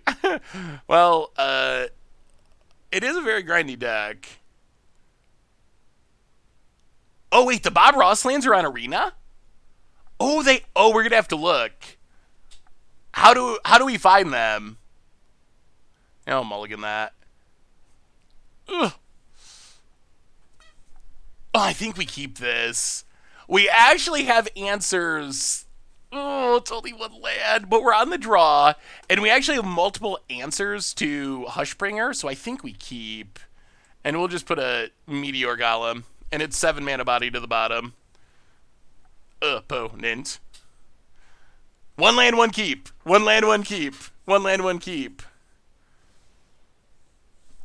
Yes! Paid off! Paid off! Your go. We're good? We're good. We got the land. I watched your Door to Nothingness vid today, and now I want to play the deck so bad. That deck was, like, super fun to play. And it worked a lot better than I expected. Okay, so chat. We looked at... Yes. Yes, the Magic Gods love us. So chat. We looked at that 61 card, no sideboard Orzhov Knight deck last stream when we were talking about... Boy, so many Yarians. When we were talking about... Wizards decklist publishing. So, I will tell you now that that is the first episode of Jankerdank or MTG Mythbusters, Magic Arena Mythbusters, whatever it ends up being called. Give me your prediction. Out of 6 matches, how many can that 61 card, 3 total rares and mythics in the entire deck, no sideboard, best of 3 deck, how many can it get? Like, do you think, is it actually possible someone went 6-0 with that deck? I'm actually kind of excited for it because I really want to know. Like, maybe I'm the one that's wrong, because when I look at some of those decks, I'm like, there's no way. There's no way that anyone actually 5-0'd with this. But maybe I'm the one that's wrong. And maybe people really do. Or 6-0 rather. At Platter better, yeah. Well, we will exile Yarion. Keep the value flowing. Get a Flibblefip. All we need is Panharmonicon. Ooh, Elvish Reclaimer. Elvish Reclaimer is really taking off in Modern. Are you going to do a new series? Yeah, I don't know if it's going to be every week or not. It'll depend on my schedule. I'm going to try to do it as often as possible. And it'll depend on what the response is, if people like it. But the idea is trying to figure out if some of those super janky deck lists that Wizards tends to post, if those deck lists actually could be good. Is it actually possible that someone won 6 games in a row? At best, they won 6 games in a row, and that's the bug. Yeah, I mean, I don't know. I could be the one that's wrong. Maybe the decks are great. I'm very skeptical that a deck with no sideboard is actually actually competitive, but 60. I haven't actually seen the mythical 60 Plains deck. I've heard people talk about it, but I have not actually seen this deck that people keep talking about. Is Goldfish content on a new schedule? So today, no. So this, ooh, all right, opponent's gonna kill the Arion. So the schedule is still essentially the same, where the idea is that videos go up on. So it's Exile You. Yeah, Exile Flibblethip. We want the Panharmonicon. Oh, there it goes. I'll take a Lead Guard Mage. Keep the card draw flowing. So yeah, the schedule is noon Eastern time is the main publishing schedule. But I also try to avoid publishing multiple videos at the same time. So today, for example, there was the Kaladesh remastered crafting tier list. They really need to go up today because it's release day for Kaladesh Remastered. And then there was also Crim's gameplay video. So when situations like that happen, where there's two things going up on the YouTube at once, I usually try to space them out a little bit. So one goes up at noon, and the other will go up a few hours later. But the main publishing time is noon Eastern. Arclight Nightingale, welcome to the Fishbowl. Thank you so much for your subscription. Big super cheer for you. Thank you, thank you, thank you. 1, 2, 3, 4. Well, let's just Elite Guard Mage. Draw a card. Looking for the Panharmonicon. We're not really dealing damage, but I don't think that actually matters. We can't even, like, really attack, can we? Yeah, we can't actually damage our opponent, but that's fine. We're in no hurry to win. Can I beat up my 7-foot brother? Of course. Obviously. Actually, I think I probably could. He's pretty skinny. He's a little skinny 7-foot. A little skinny 7-footer. Bonus for the series, can it beat Modern Jund? I want to get Richard to do a series called Can Jund Beat It, but Richard doesn't really do content. At least, like, he does on occasion. We are gonna have a Commander Legends top 10 video from Richard. Why didn't you want to play Baffling End? Hushbringer. I'm petrified of Hushbringer. It just locks our entire deck. So I feel like we gotta hold our answer for when we find it. And plus, I'm not really in a big hurry to win this game. Like, we draw some cards for a while, you know, stuff like that. Look for a Panharmonicon, and I mean, that's a beauty Panharmonicon decks. You win the late game. You win the late game. Hey, what's up, Giga Carrot Flowers? How are you? So we get Facecam with Richard.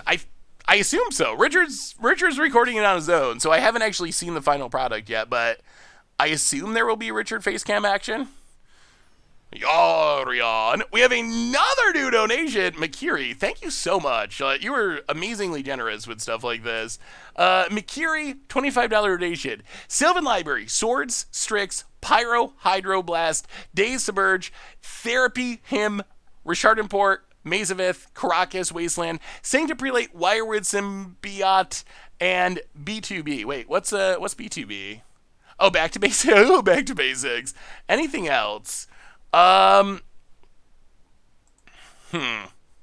actually a very solid list, and I think many of those are cards. Hang on a second. We gotta actually blink our stuff here. Thank you again for the $25 donation. So do some blinking. Play the land. Pass the turn. Here they come. Draw the cards. All we're missing is a Panharmonicon. That's the last piece of the puzzle. We will blink Yarion. Opponent. Gonna kill it. Sure, that's fine. We don't even care. We're not a Yarion deck, we're a Panharmonicon deck. We just haven't found it yet.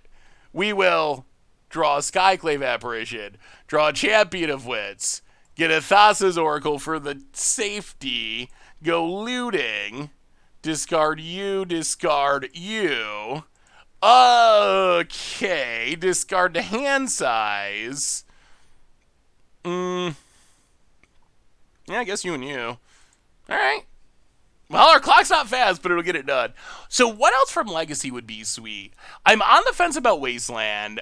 From your list, Mikiri, I think, ooh. How bad is that for us? Well, let's slow things down.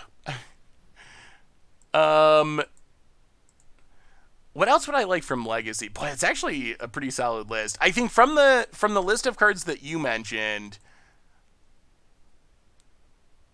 a little bit nervous about Days. Like, free spells outside of Force of Will for some reason still make me nervous. Force of Will, I guess I kind of like just because it can stop degenerate combos. Although it can also be played in degenerate combo decks, so that's, maybe I'm wrong on that one. Wasteland's another one where, would that actually be healthy or not? That's also hard to say. There's a lot of, and I think Wizards has done a good job of, like, we got Containment Priest. That's a step in that direction. There's a lot of other fun, like, commander deck cards over the years that I think would be fine to actually show up in the format. Like, Recruiter of the Guard could be another one that would be interesting. That's like, what, Battle Bond or whatever. Some of the Jumpstart stuff, like Burvac, they don't have to necessarily be, like, busted cards. Some of the other elves could be interesting as well. Elves is not really powered up. Maybe like Wirewood Symbiote, maybe, or Birchlore Rangers, one of those kind of elves. I don't think I would want... Tiny Bones. Yeah, Tiny Bones. So what do you think of this, chat? Would you like to see supplemental products just legal in Modern? Because I kind of think I would. I know that it would probably mean not printing some cards in some supplemental products, because there are some cards that you're not going to, want in the format, like True Name Nemesis or maybe Toxic Deluge. But I would like to see commander decks, stuff like Jumpstart and Battle Bond, having those be Modern legal would make me 100 times more excited, because then I could actually play the cards in a 1v1 format. Like, that would actually be possible without going to Legacy, which is really tough. So I think that would be spectacular. NK Mitch, welcome to the Fishbowl. Thank you so much for your subscription. Big super cheer for you. And I would be fine with losing a few cards from supplemental products, if that's what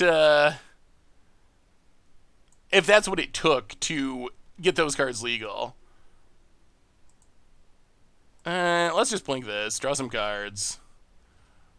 I mean, this is kind of how the deck wins. Someone was asking earlier, how do you win with a Panharmonicon deck? And it's mostly like this. Eventually, you just generate so much value and play so many 1/1s and 2/2s. Eventually, a board full of Grizzly Bears does get the job done. I'm currently running for... Thank you again, Mikiri, for the huge donations. Really appreciate it. I don't play Modern, so yeah, just might as well throw those things in. Yeah, I mean, I do play Modern. I think it would be fun.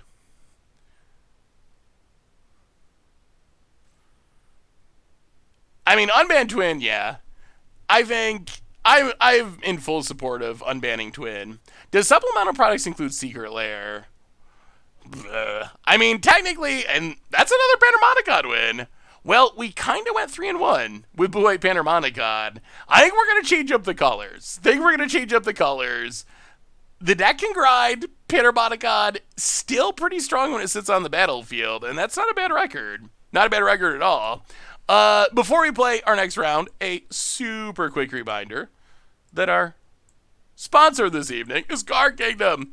And if you need some Magic cards, you can get them over at cardkingdom.com. So thank you to Card Kingdom for supporting the show tonight. So Sultai, is that the... But when's Daggerbird? Oh, I don't have Daggerbird built yet. But we definitely will try to Daggerburn again. But I don't think it'll be tonight. I think tonight's just Panharmonicon value. Daggerburn, that's going to be a little bit potentially trickier to build, I think. So options, Mono Black, the one with Gray Merchants and Massacre Worms. So that's one possibility for Panharmonicon deck part 2. We have Bant, which has a lot of big, sweet green things. Crater Hooves, Thrag, Tusks, etc. And then it seems like most people are interested in Sultai. Sultai is like double Panharmonicon because you also get Yarok. So you kind of have a million Panharmonicons in the deck, and you still get sweet black cards, and you still get sweet green cards. So we'll see a lot of different options. Seems like Mono Black and Sultai, but Sultai seems to be winning. Well, if we don't get to play the one that you love tonight, don't worry because I really like Panharmonicon. So, so I'm sure we will play more of it. All right, so Sultai Panharmonicon. I'm going to declare the winner. Sultai Panharmonicon. Overall, the game plan, it's a lot like the last deck. It's a Panharmonicon value deck. You play Panharmonicon and also Yaroks. You got Walla Blossoms and Flibblethrips to draw cards. You got Thassa for blinking. You got Champion of Wits to draw cards. The unique aspect of this deck is Yarok primarily. So you have more Panharmonicons. Being in black and green adds some really interesting options we didn't have before. Hostage Taker, Ravenous Chupacabra, 2 really good creatures. Although, again, being 4-drops is a little annoying. Gonti 2, the reason we don't have more of these cards is purely curve concerns. We also get Risen Reef to go with Yarok, Crater Hoof to be massive and close out games, a bunch of wrap cards, doubling up a Massacre Worm sounds absolutely ridiculous, and that's the plan. Panharmonicon value, grinding it out. I just want double Panharmonicon Yarok on the field. All right, we'll try to make it happen. We will do our best to get at least 2 Panharmonicons going. Oh, look at the remind me after this game, and we'll try to find them. The only thing that makes it hard is I don't think there's a way to search by Bob Ross. So we might be. Do you know what the lands are? Are they just basics? Is there a link to them? If they're posted on like Reddit or something, it would be very easy to do it that way. Well, no Panharmonicons, but we have a bit of ramp, so we'll keep this. It's just basics. Oh, you can search by artist? I didn't realize you could search by artist. That's sweet. Now, Braiding Bolt, go. Was Panharmonicon the only card that was added to Historic? No, we had well, we're going to see a lot of Kaladesh cards added to Historic in this matchup. It was Kaladesh Remastered, so there's actually a whole bunch of cards from Kaladesh. A-Ross. All right, we'll look for it as soon as this game. A-Ross in search. Oh no. This might be a Marvel deck. Well, if our opponent spins well, we're probably going to be in a pinch of trouble, I would say. We'll play a land, play a Thassa.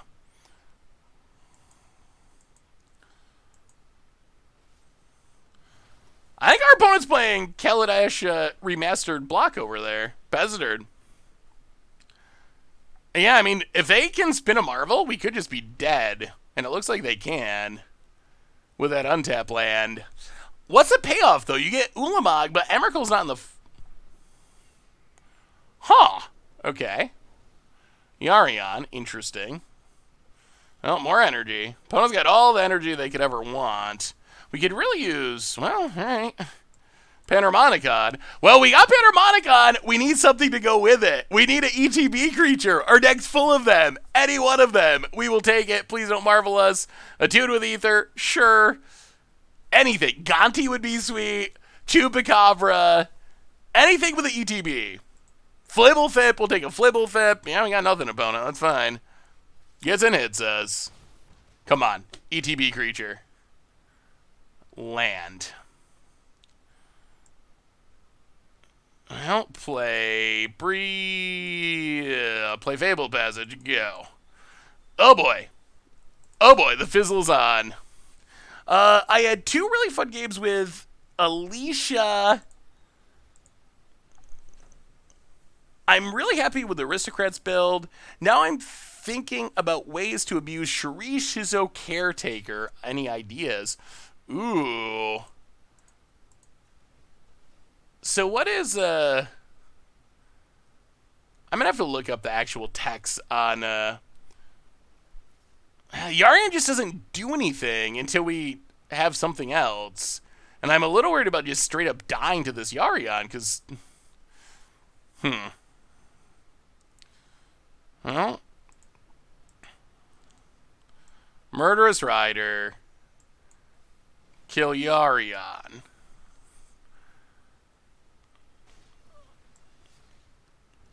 Down to 8. Fabled Passage. Crag Fabled Passage. Do we have a Swamp? One more? No. Alright, well, we'll get Yarian. We haven't drawn any ETB creatures. Not a single one. About it. It's us. Oh, we're dying to the jankiest beats. Oh, that's another Yarian. We haven't drawn anything. We haven't drawn literally anything. Opponent gains a bunch more life.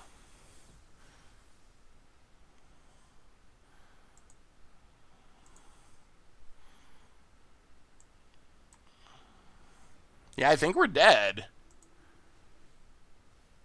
Holy lands. Yeah, alright. Well, we had the Panharmonicon. We just drew nothing that entire game. Awkward. Hey, what's up, Dogamith? How are you? Yeah, that was a fizzle. Fizzle to the max. Well, I guess we bring in the Gates and Gontis in Thought Seizes? Something like that?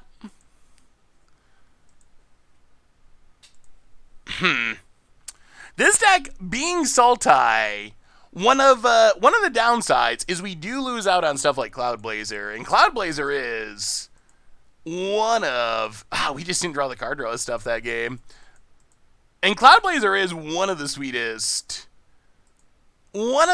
cards that you can play with Panharmonicon. So compared to the blue-white build, that is something that we are missing out on a bit. I'll do some trimming. Run it back. Hopefully it's some card draw this time. Those are the worst when you have Panharmonicon but don't have anything to do with it. Those are the ones that feel the worst. I mean, you gotta have removal too. So, well, we got action this time, but boy. Alright. But no lands.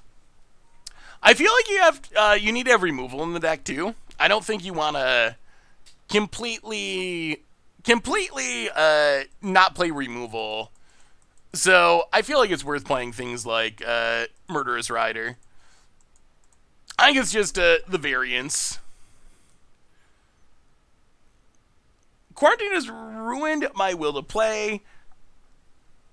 Well, that's Flibblethip, draw a card.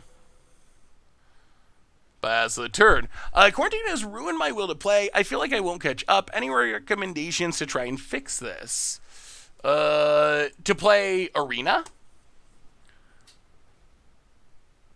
Oh, boy. Now we need the Panharmonicon. This is the opposite. This time we got all the action, but no Panharmonicon to go with it. Vote it. Land, add. Aether Hub. Add. Rogue Refiner. Sure. Well, Thoughtsy's you. In case it is a Marvel deck. Huh. Lots of Assassin's trophies. Take Rogue Refiner.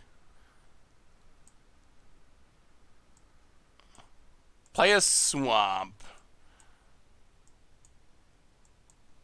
Mimic Risen Reef. Get a couple triggers.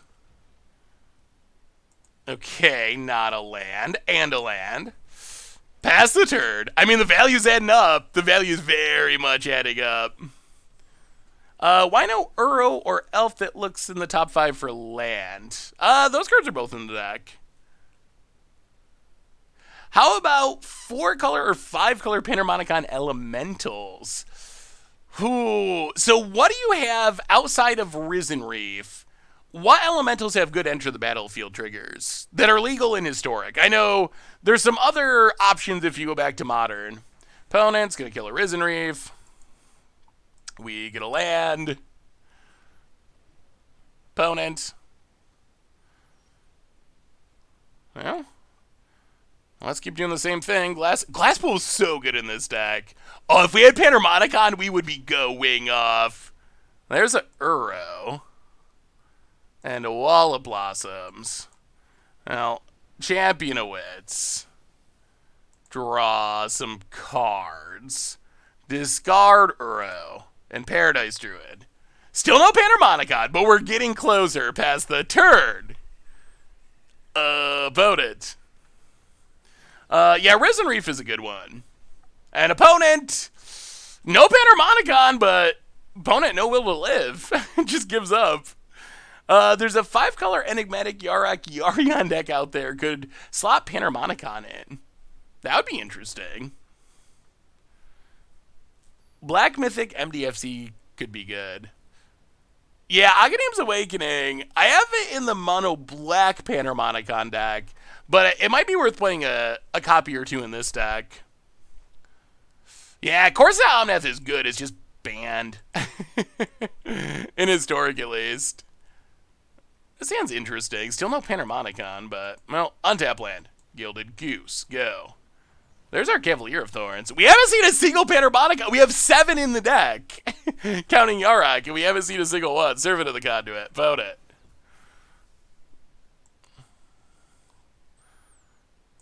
Well, land and Paradise Druid. Maybe they're not playing Marvel. We haven't seen a Marvel yet either. Yeah, we'll definitely try a Marvel deck. About it. Stacking up the energy. Thought Seizes. I assume they take Cavalier, but we'll see. Tags the Cavalier. Passes. Well, we will play Risen Reef.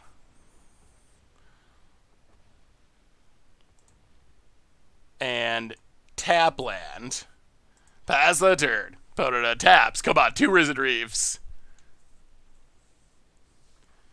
Oh, I thought you meant the most recent core set. Yeah, actually, I'm confusing myself. The most recent Omnath was not from a core set. So you're right. It is not banned. Well, Risen Reef. Oh, this could be the Marvel turn, though, if we don't hit something. Wow, we can generate value next turn. Do we live that long?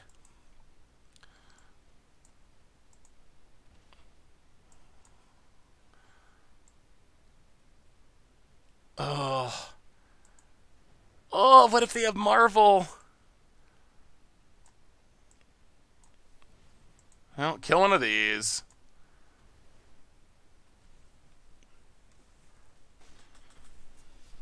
Ooh, no land Marvel, please. None of that. None of that. We finally found a Panharmonicon in the form of Yarok. Next turn we'll go crazy if nothing goes wrong about it. And if we live, we gotta live. Huh. Okay. That was unexpected, but it works. Play Yarok. Pass the turn. Panharmonicon 1 achieved.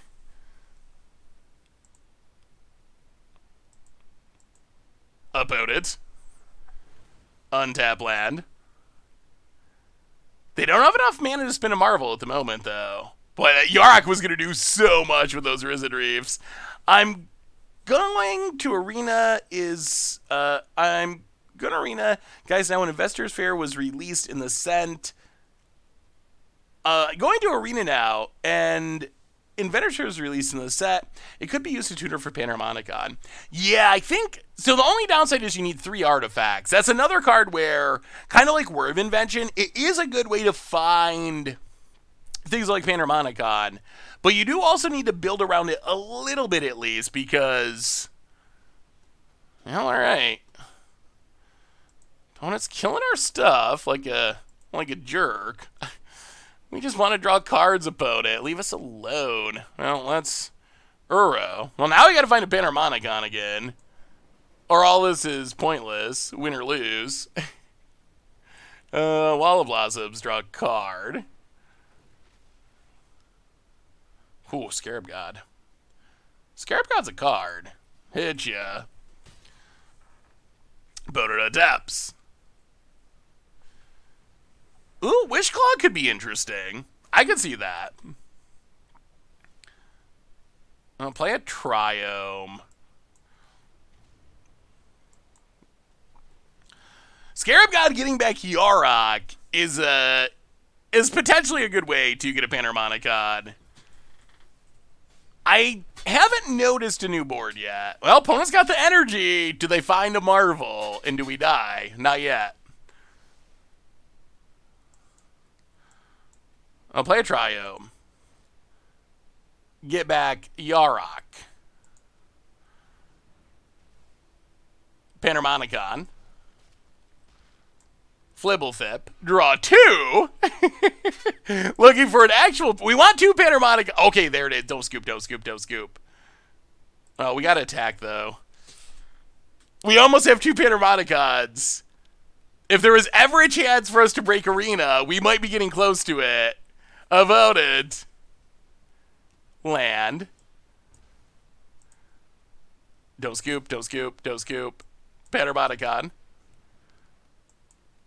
Untap land. Scarab God. Risen Reef. Okay. Sure. Land. Murderous Ride. I mean, I think this is super over. You attack. About it. Blocks. I mean, what's our opponent playing towards? I guess Ugin? It's got to be Marvel Ugin. And it's a land. And about it. Now their life is definitely over. Bottom. Top. Untap. Scarab God. Our Graveyard. Risen Reef. And about it. Scoops it up, and the Panharmonic, we're ranking up through Platinum. I mean, we might accidentally get a Panharmonicon list published.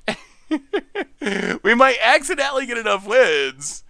Oh, so close. Okay, Bob Ross, so let's see if we can look up these lands. Apparently, Bob Ross lands, which have been rumored to be coming as a future secret lair, are on Arena, sort of. About 350. Welcome to the Fishbowl. Thank you so much for your subscription. Big super cheer for you. Thank you, thank you, thank you. I mean, if they're as spectacular as I expect, that's probably a secret lair I'll have to get. That's something that I've wanted for a while. They also added to the store, so let's see, a Ross?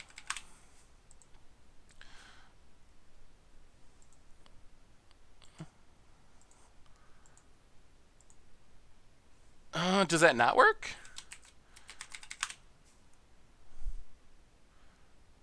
Hey, see you, Thurs. Thanks for hanging out. We'll be back on Monday. So I don't know if you actually can search by artist. I don't think that actually works. Oh, we gotta...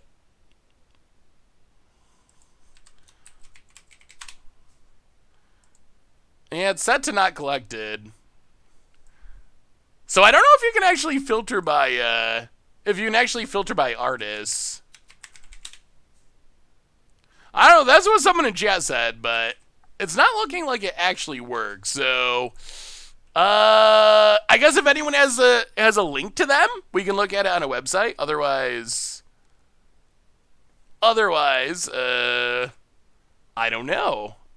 I mean, I guess we could just try to, like, look through every land for one that looks like it has Bob Ross art, but that Unless there's like a consistent pattern to it. Like, are they at the end? No. They did add. Wait. John Avon. They did add more Old Border, the APAC promos.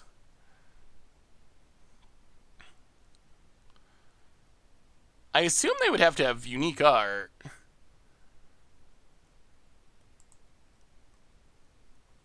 Bob Ross basic stealth added during the last update. Well, maybe the other possibility is that they took them down. And they're no longer visible. But I mean, they do look sweet. That's a spectacular swamp. That swamp looks really sweet. Got some happy little trees, mountains. They actually all look super sweet. This one looks like a magic piece that I've seen before. Wow, swamps are so good. I really like the swamps. Those are probably the highlights for me. Well, yeah. Those look really good. They might have taken them back off Arena after people noticed it, because I assume they were not supposed to.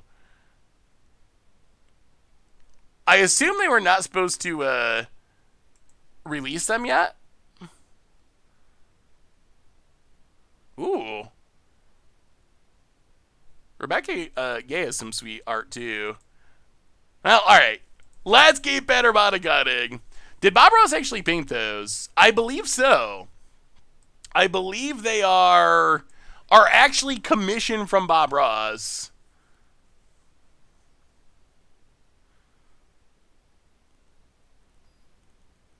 I mean, it's got his name on them.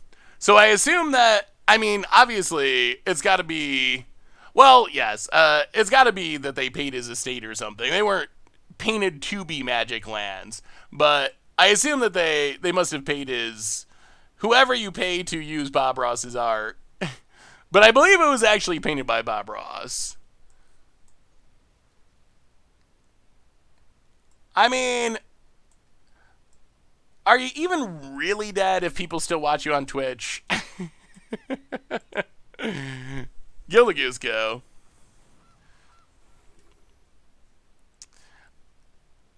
Yeah, so Bob Ross, I mean, I think he's always been, like, popular to some extent. Although, I'm not sure, I think it's, like, random Twitch streaming events that has kind of brought Bob Ross's work to a new generation that probably, like, I remember as a kid, was it PBS that played Bob Ross, like his, oh goodness. Alright, so we're doing this. Yeah. Opponent steals our Risen Reef, sacks our Risen Reef, makes me want to puke. We will play Paradise Druid. We will play a Triome. We will pass the turn. But I assume that is, yeah, so I remember seeing on TV when I was, like, a kid, but there was, like, some huge Bob Ross marathons and Twitch streams that had, like, a ridiculous amount of people watching them. So I kind of think that, that Twitch has really been important for Bob Ross's current popularity with, like, a newer generation of people who were not around for the original, presumably. Yeah, let's just Paradise Druid. As a turn. Techno Crep, welcome to the Fishbowl. I mean, and Bob Ross is someone that's just very watchable because of his personality. Like, at least that's how it is for me. I don't especially care about learning how to paint, and I'm horrible at drawing and stuff, so I don't have any interest in that aspect of it, but just, he has such a, like, friendly, calm personality that he's someone that, you know, I can watch. Something else I realized is, League of Legends is actually kind of entertaining. I've never watched League of Legends in my life. I think it was, like, last weekend, Saturday morning, I was, like, kind of looking through my Twitter, and I think it was Kibler was tweeting about some League of Legends Worlds or something like that. And I clicked it on just like compulsively. And I don't know the characters, I don't know the world, I don't know the game, but it was just like really entertaining. All of a sudden, it was like an hour and a half later, and I've been watching people I've never heard of play a game I don't know with characters that make no sense to me and mechanics that make no sense to me. And that's when it really struck me. I was like, wow.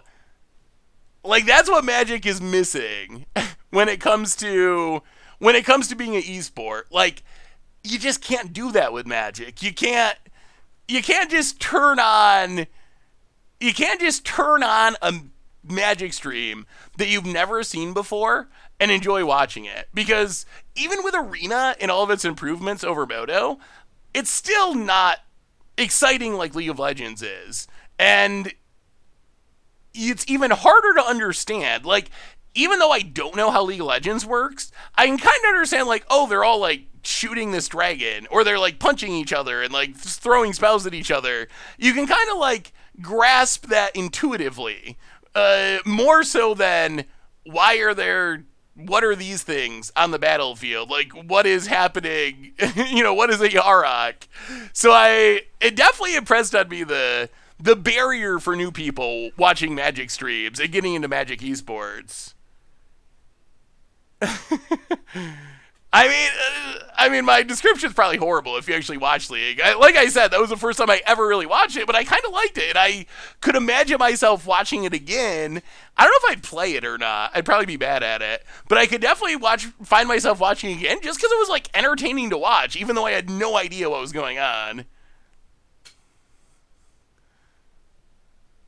Ooh, promo Fatal Push?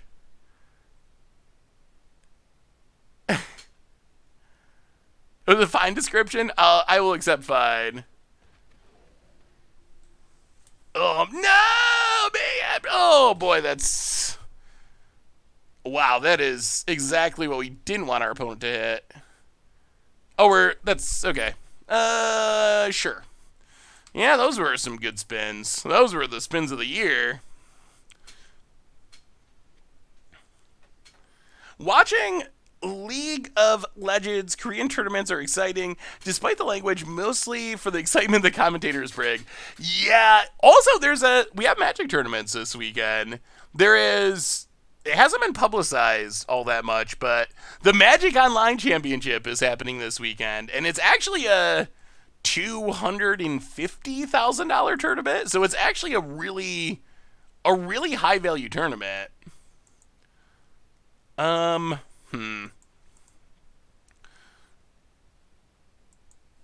it has Cube Draft as part of it, which is also pretty sweet. So that should be interesting. I'll do some trimming. Bring in the graveyard hate. Deck is set to... Is it? I thought I updated it.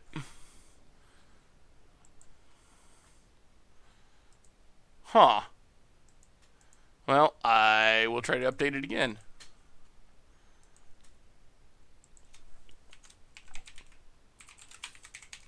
Take two. Alright, hopefully the deck is actually updated. Alright. We can start with a Leyline of the Void, which is really good against the Sacrifice deck. So, yeah, your go opponent. Can you beat a Leyline? Can you beat Leyline? I can't get into League. Each game feels like it takes an eternity. I'd rather watch StarCraft. I don't know anything about StarCraft either. Oh, I miss Cedric in Patrick tournaments. I think my all-time favorite memories of just watching Magic, counting Pro Tours and Mythic Championships and Worlds and all that stuff. Just like, for me, the best was, I remember Justin TV too. That was, yeah, back in the earliest days.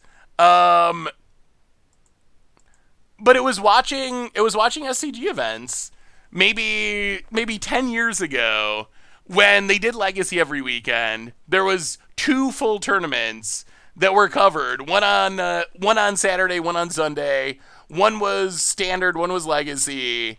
You had Cedric and Patrick and occasionally other characters from the SCG crew, but that was just, oh, Cedric's still around. He still does stuff at SCG, does some stuff for Wizards, but there's not paper SCG events, so you don't get the Patrick and Cedric pairing anymore. ESPN showing Magic was actually a little bit before my time, but I do remember that was a thing that actually happened. Shockingly, you would never think that, but it was actually a thing. Who was it? Richard Miller was kind of like the pioneer of the Magic coverage as well back in the early days.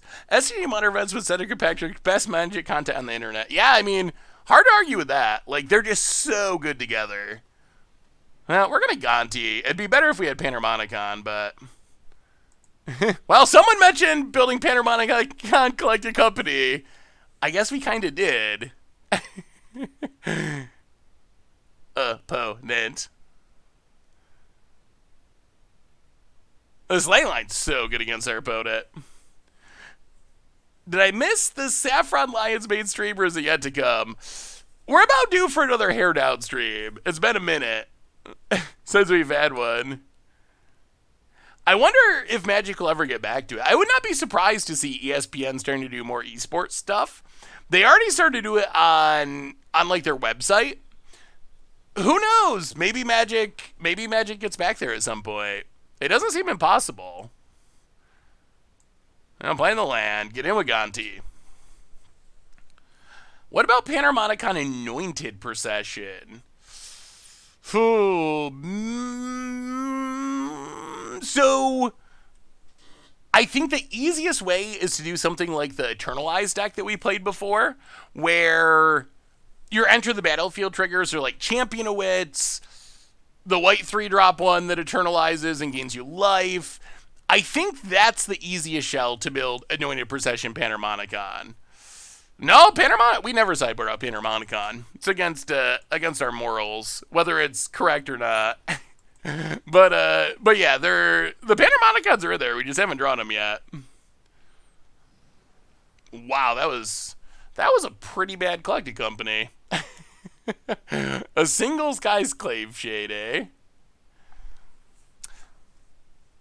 Yeah, Wizards really just needs to...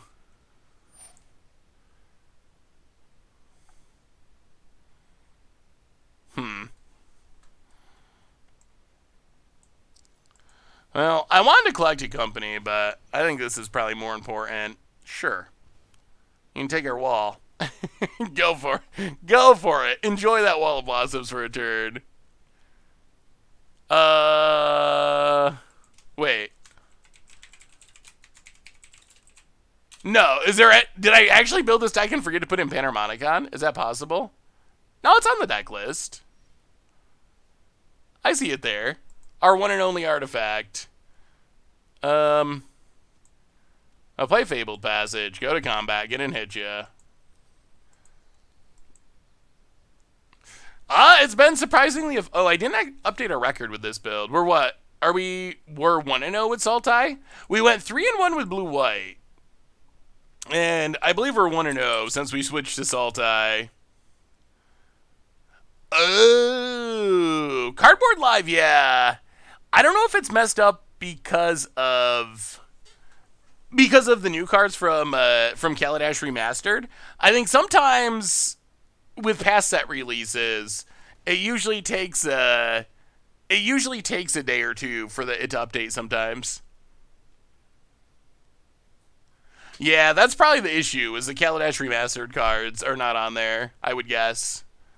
Mayhem Devil, sure. I guess we should have cracked that Fable Passage, but... Bodent. Well, we are... Okay, yeah, we caused ourselves a damage, but that's fine, whatever. Hey, what's up, Monster CZ? How are things, opponent? Elf with the gift sub for one night only. Welcome to the Fishbowl. Thank you so much for your subscription. Big super for you. Thank you. I'll grab a forest, and well, let's see. We do have some hits in the deck. Alright. Geese for days. Honk honk. Well, we will play Arisen Reef. Land untapped. Risen Reef. Trigger. Land. Oh, this Mayhem Devil is obnoxious. It does. We can't sank the food against another one because of the Mayhem Devil. Opponent, land. Draws a card. Boy, next turn we can really go to town if nothing goes wrong. We got Yarok in 3 Risen Reefs. That should find us a Panharmonicon eventually.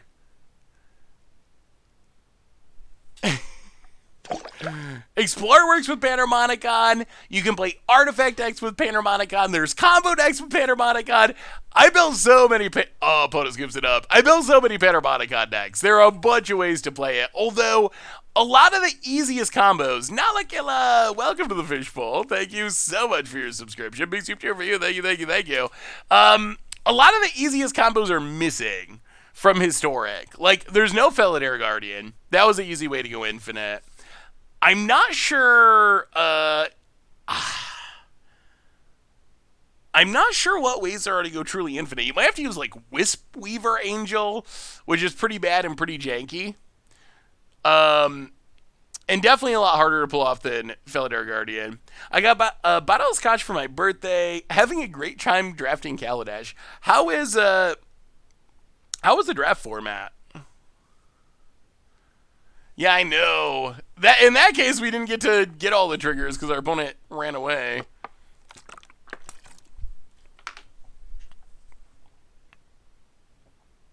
Try Zendikar Royal Risen Reef Self-Mill deck with Panharmonicon again. Ooh, that could make that combo even more card drawy.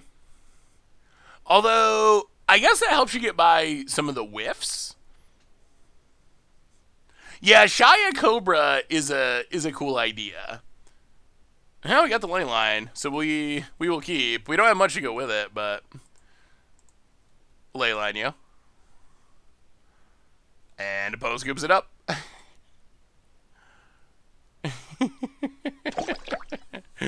Chaos Engineer! Welcome to the Fishbowl. Thank you so much for your subscription. Big super cheer for you. Indomitable Creativity is another sweet way to Gear Hulk. Refurbish. Godpharaoh's Gift with Gear Hulks. There was actually a deck in Standard that used Madcap Experiment with Gear Hulks, but they didn't put Madcap Experiment into the set, did they? For some reason, I don't know why. Unless they're worried about like future things, but even then, even if they put Platinum Imperium in the format, just you can still kill it.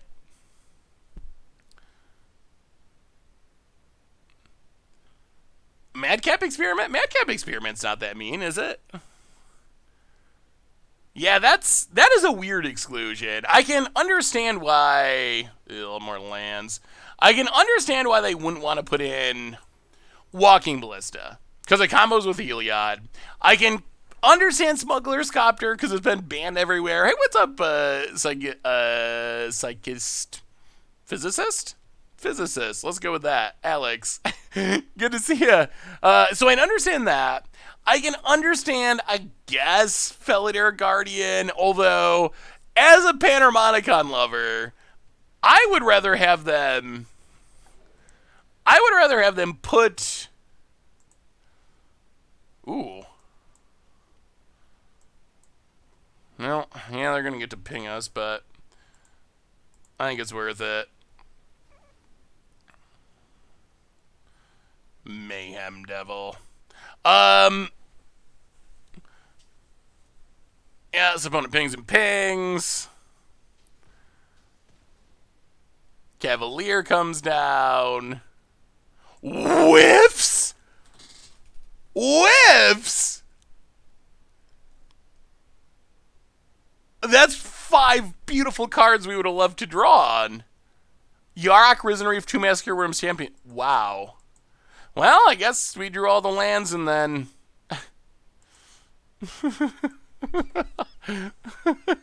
and then milled all the good cards. Ouch. Historic should be pushed to modern levels of power if they plan on Pioneer being a separate format. I mean, I think they're kind of doing that. I really don't know what's going to happen. I think when there was a big outcry for Pioneer to come to Arena, Pioneer was really popular. But then Wizards didn't ban cards for a while after Theros Beyond Death. Jeez. All right. Yoink.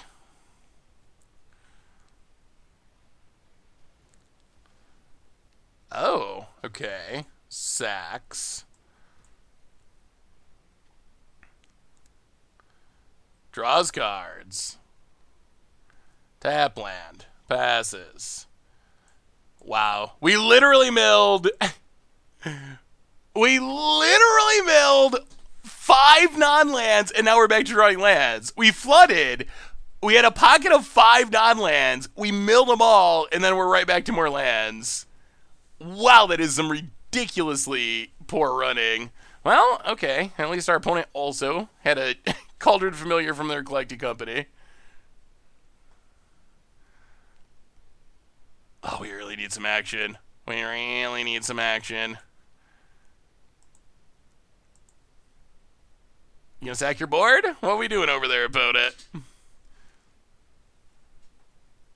I want to make Artificer tribal, but Wizards excluded Bastion Inventor. Yeah, it's very strange what is included and what's not included in the set. I think they got a lot of the big ones. Bastion Inventor is not that far away from being playable.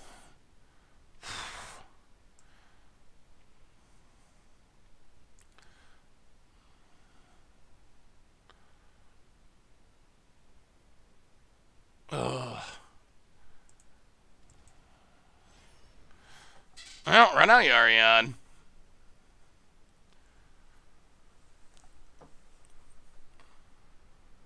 Found a Panharmonicon. See if our opponent sacks their board to kill the Cavalier.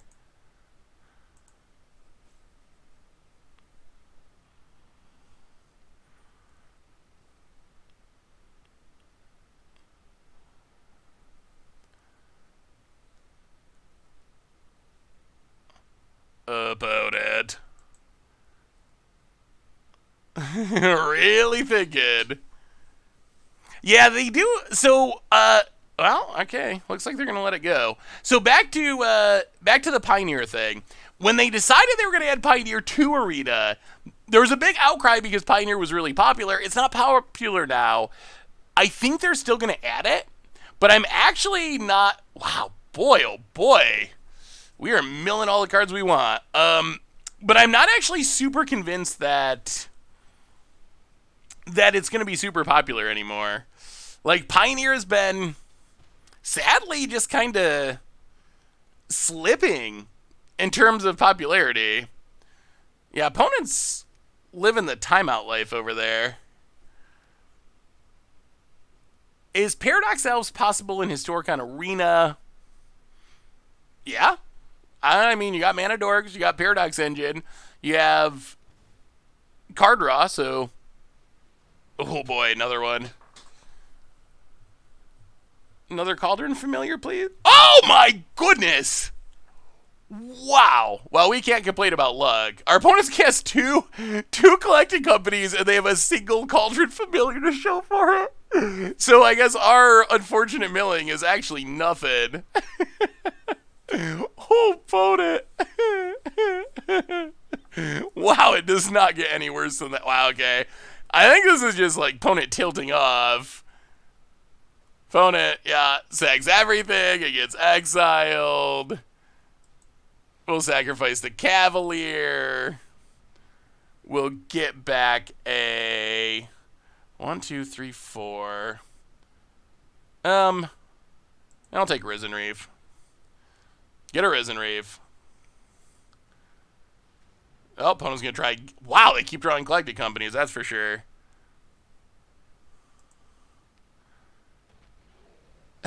And their board has been rebuilt.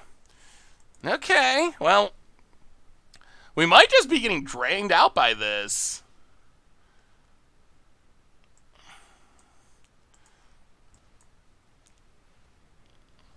Ah, down to 8. Yeah, I think we might just be dead here. discard a land, discard a Thassa. So this is 1, 2, 3, 4. Yeah, we are holding on by a thread. A literal tiny, tiny, tiny thread. Dread Horde Butcher joins the party. Witch's Oven. Do we survive this? 1, 2, 3, 4, 5?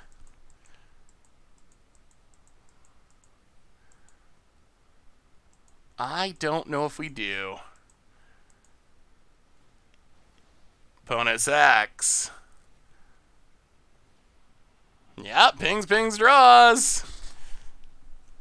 We have to sacrifice again, which pings us again. We're down to 3. Oh my god! Well, okay. So our opponent's back to running really well. I take that all back. Our opponent's running absurdly well. Yes, they whiff with Cocos, but outside of whiffing with Cocos, they've run incredibly well. Yeah. Opponent. Top deck something else? Just keep it going? Yeah, this one is definitely over. There's no... Wow! Alright, so our opponent ran absurdly well. Just kidding. Alright, well, it's fine. On to the next one. Sometimes people, that was a weird game. That was weird. Opponent's Cocos were incredibly bad, but everything else went exactly the way they wanted to. Why was Mechanized Production excluded from the set? Seems like a great against odds deck with Revel and Riches. Yeah, I do not know the rhyme or reason of what Wizards includes or excludes from these sets. I don't know if Wizards knows. I guess they say the draft is part of it. Maybe it is. Maybe it's... I mean, I'm sure it's a consideration. It's really hard to know. Getting cards that are needed for formats like Pioneer are a part of it. And I mean, when it comes down to it, if you're remastering an entire block into one set, you're gonna have to cut a lot of cards. And the set's even bigger than normal, I believe. At least it has more mythics than normal. That's one thing I kind of dislike that Wizards is doing. And I think it's kind of sneaky. And I haven't heard people really talking about it yet. But Wizards, they seem to be... hang on. They keep adding more and more mythics, which, on one hand, people want mythics. But this has, I believe, 20 mythics, 20 some. 1, 2, 3, 4, 5, 6, 7, 8, 9, 10, 11, 12, 13, 14, 15, 16, 17, 18, 19, 20, 21, 22, 23, 24, 23, 24, 25, 26, 27, 28, 29 mythics. So there's 29 mythics in the set, which is a ridiculously high number. Oh, I guess it's actually written up here. Why the rares mostly stay the same. The rares are like a tiny percent higher when there's like twice as many mythics as you would have in a normal set. And the consequence of this, and the reason I kind of think this is an intentional economic choice, is, well, there's like ornithopters and sculpting steel, so it's not quite as easy as just multiplying the rows, unfortunately, in this case. But yeah, that is a good mathing. But I kind of feel like it's a way to drain more wildcards out of people. Like, that's the part that bothers me, is having that many mythics. We saw this with Jumpstart. It makes it ridiculously hard and ridiculously expensive to get all those cards. So that has been a bit of a disappointment for me, I would say. Well, let's just Thassa. No attacks. This looks like just straight up standard Teamer Energy so far.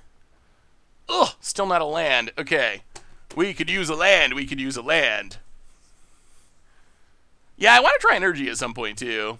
On the Paper MTG over on Webcam, Discord, Pioneer seems almost as popular as Modern. I play it almost every week. Ooh, interesting. Well, I'm glad you're having some success playing it. Or isn't Reef? Trigger. Yeah, maybe. I mean, maybe it is more popular in paper as well.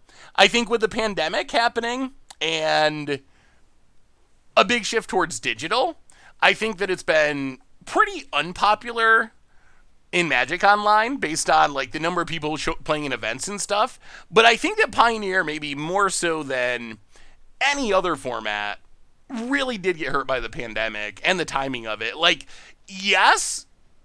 Oh, all right. Well, let's see how lucky they are. Spin it to win it. Spin it to win it. Answer, extremely. Okay. That's unfortunate. Opponent goes attacking, no blocks.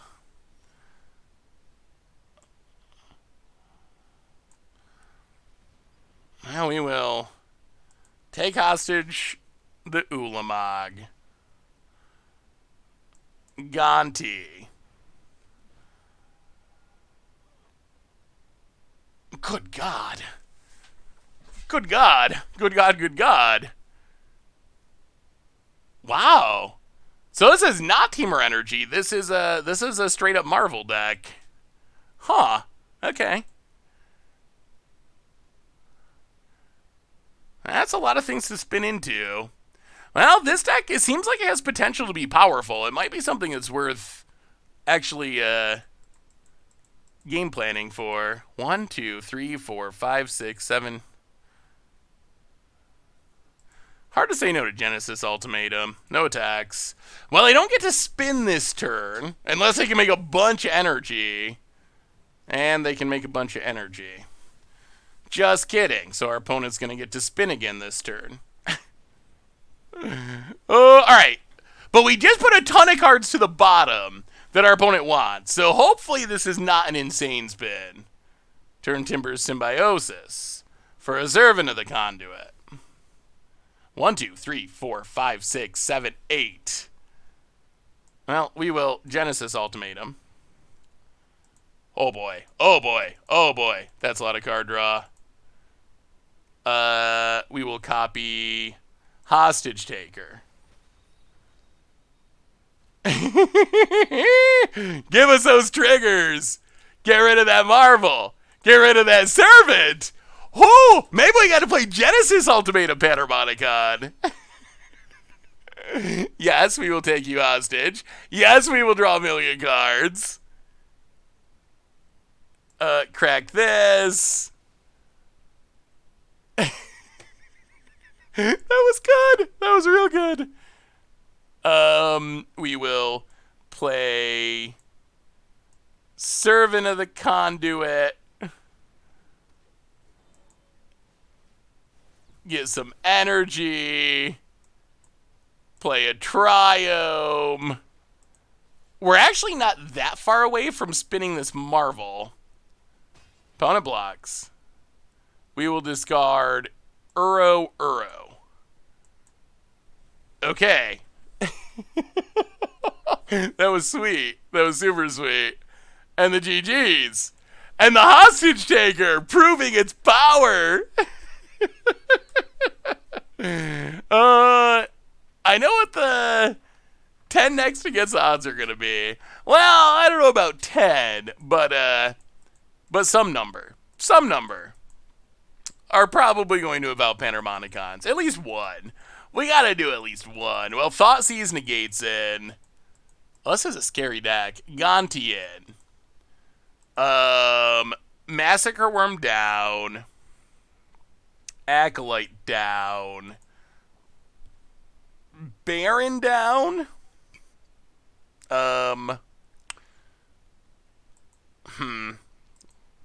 Maybe one Glass Pool and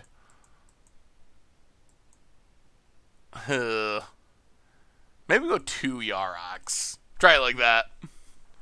Are they really against odds anymore? Is Panharmonicon against odds? I mean, I think so. Yeah, that was a sweet turn. That was a super sweet turn. All right, we'll keep this. Little awkward that we're starting on turn 2 because of the mana, but that's fine. Down with Ether for our opponent. Crater Hoof. That's a few minutes away from being good. Opponent. Oh, I forgot the terror of playing against Aetherworks Marvel. I see someone on Channel Fireball posted an article today. Who was it? Saying that they thought that it might be like the best deck in the format. I think it was Juza. I think it was Martin Juza. Seth, I legitimately want to see a research article from you focused on the amount of non-flavor text on cards. You compare Zendikar Rising to original Zendikar, for example. My gut tells me that power creep is evident in the research. Ooh. Huh. That would be pretty sweet.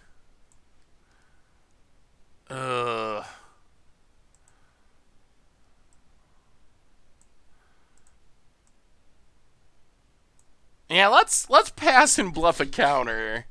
Maybe they won't just cast it into open blue mana. Hopefully.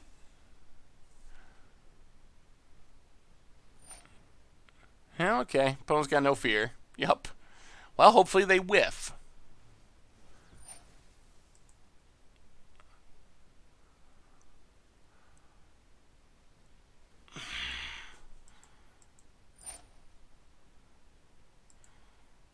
Jeez. Not again. Wow, this has happened twice now.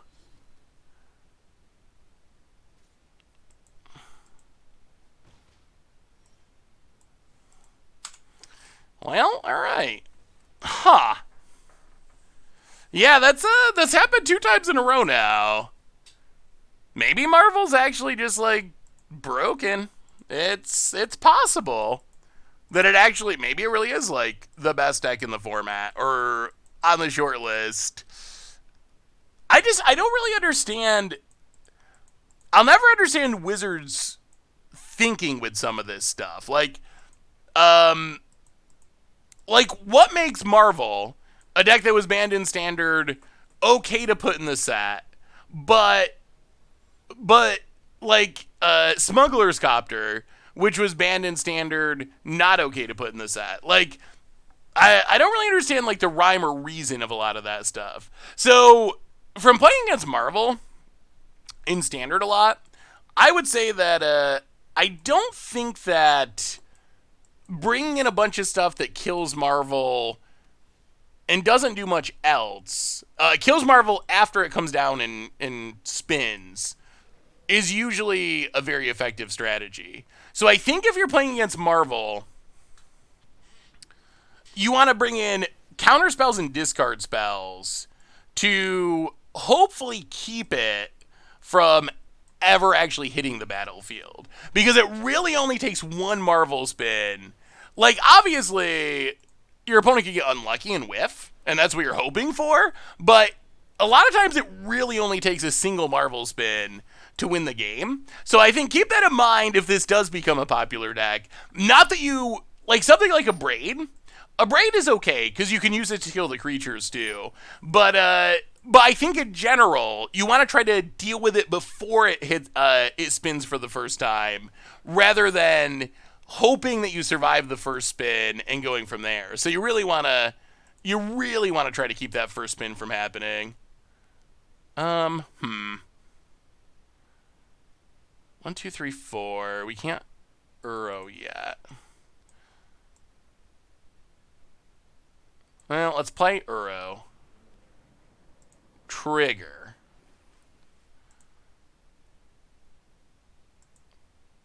Put a land into play. So, like, in this case, I would love to, like, keep developing our mana and play this Paradise Druid, but we gotta leave up a counter. Our opponent probably also has counters to counter back. Rogue Refiner. Yeah, it'll be interesting because there's actually More answers now than there were when it was in standard, at least. Ooh, all right. I'll crack this. Now we do get to play Panharmonicon. We'll see. We'll see if we immediately die, but we will get blue, blue, green, green, green, black, black. I guess it doesn't really matter. Get a forest. Play a swamp. Panharmonicon. Pass the turn. All right, value engine, kind of online about it. Says nice. I mean, you're playing Marvel. You got turn 4 Ulamogs a couple of times. Graph Digger spell does not stop Marvel, no. And it looks like our opponent waited until they could counter back here. So, yeah, I mean, see how good the luck is. Oh, they did not.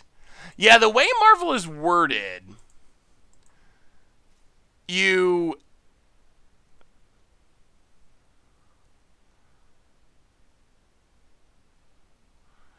actually cast the spell. So Graph Digger's Cage, it keeps spells from... let me read Graph Digger's Cage. I'm pretty sure it does not work. Graph Digger's Cage, creature cards can't enter the battlefield from graveyards or libraries. So it's not actually entering from the library. You're looking at your library and then casting the spell, which kind of a technicality, but it's actually different. So it does not actually stop it. It does stop it? The second line is just players can't cast cards. Oh. Oh. Maybe I'm the one that's wrong here. You actually might be correct. Hang on, we're gonna time out though if we don't do other things. Wall of Blossoms. Draw a couple cards.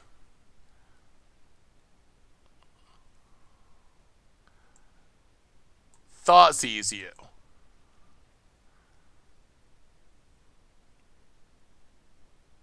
Take 1, 2, 3, 4, 5, 6.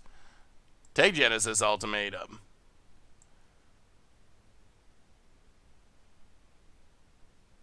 Champion of Wits. Double it up. Actually, you might be right that it does work. I think I was the one that was wrong about that. Discard and 1, 2, 3, 4, 5, 6. Discard. Discard.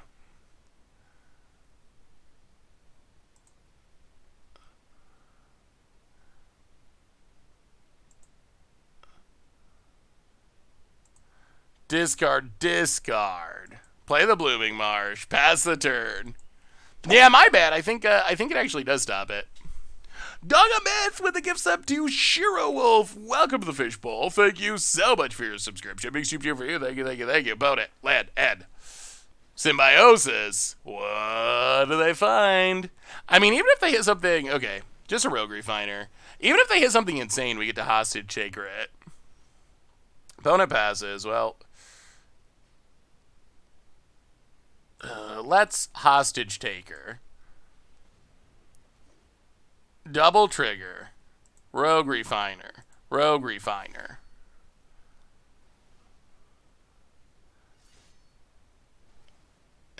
Cast a Rogue Refiner. Hostage Taker is so sweet with Panharmonicon. Draw 2. Overgrowth Tomb. Gilded Goose. Oh, now I kind of wish we held on to that Crater Hoof. We actually are in a position now where Crater Hoof would be insane. Other than the Ether Gust, but...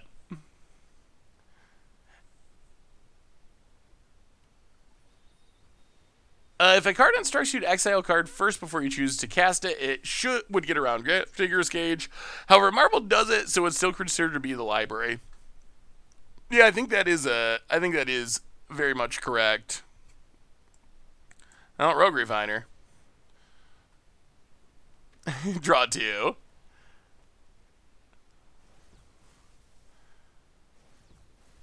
Go to combat. Big attack.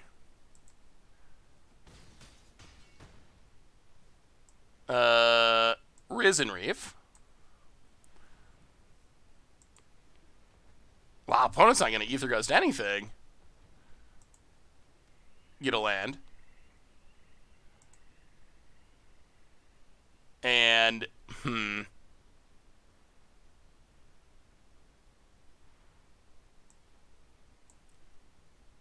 play the trio, pass the turn. Leave up the dispute. Opponent's actually gains some life. What about Yarion Energy for extra energy ETB triggers? Ooh. That sounds spicy. How do we go about sending you decks for Mucha Brew? Probably the best way is email, saffronolive@mtggoldfish.com. Can also leave them in chat, and we can talk about them on stream, although, in general, the stream decks don't end up getting saved for the most part. So, they're less likely to end up being on, like, Mucha Brew or something. Opponent, going to Uro. Yeah, whatever. Sure.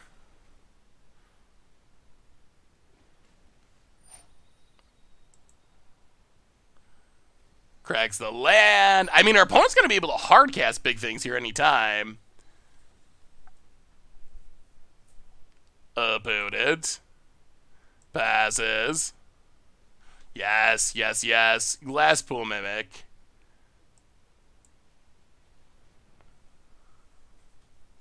Copy Risen Reef. Get a few triggers. The value trade never ends. Uh-huh. Oh, Panharmonicon. It is definitely better. Oh, another one. Okay. Yes. We will continue to draw cards. Uh-huh. Sure. Yup. And, what do you say about a Risen Reef, opponent? Opponent's just giving up on fighting. 6 Risen Reef triggers. Sure. Land. Goose. Murderous Rider. We haven't played a land yet, right? I don't think. Goose. Land. Wall of Blossoms. Well, play a swamp. Play a 1, 2, 3. Yeah, play Gonti. Double it up. Steal some goodies. We will take a Marvel. We will take a Ugin. Gilded Goose. I mean, next turn we spin the Marvel. We spin the Marvel. It's actually gonna happen. Yeah? Alright. No attacks. Discard a Paradise Druid. Okay. We're gonna spin a Marvel. We have no energy in our deck. Opponent gets in, attacks. Puts a land into play. We block. Because spinning a Marvel is too sweet. Yeah, Hoof would have been great. It's possible that we shouldn't have discarded it. Anger of the Gods. Alright. That does slow us down. Well, our turn. Marvel. Spin it to win it.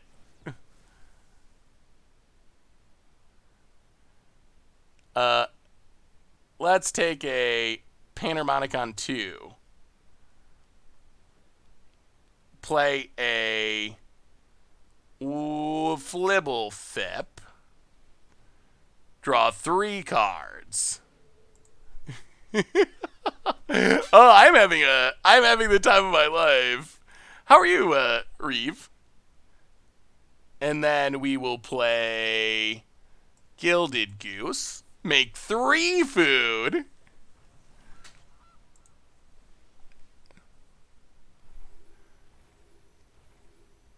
And then we will play 1, 2, 3, 4, 5, 6. Oh, breeding pool, untap 7. Row.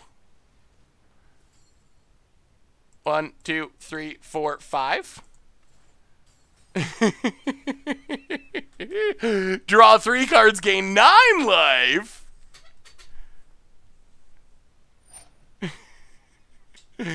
I've gotten to that point, Debate Bro 2 with.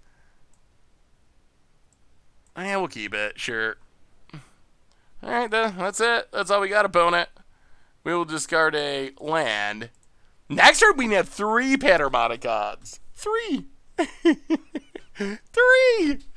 I'm like that with ads too, since like watching Netflix and stuff like that. I just cannot do normal TV.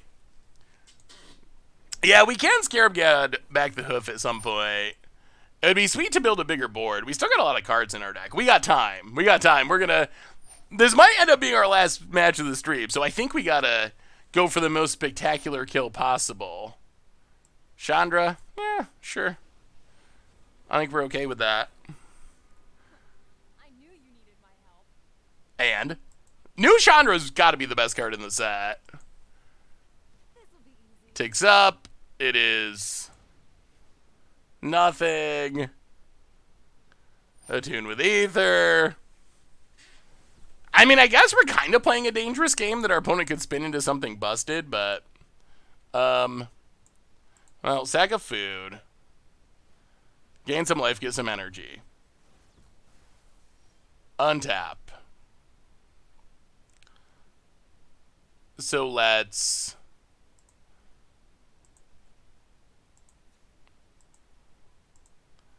sack of food. Yarok.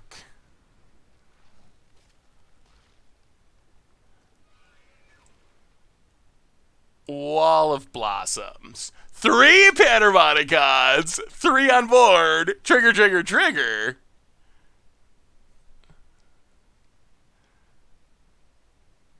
Play a land. Sack of food. Sack of food.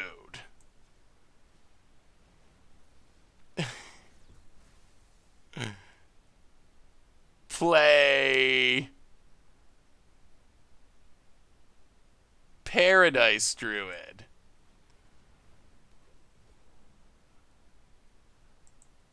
Spin the Marvel.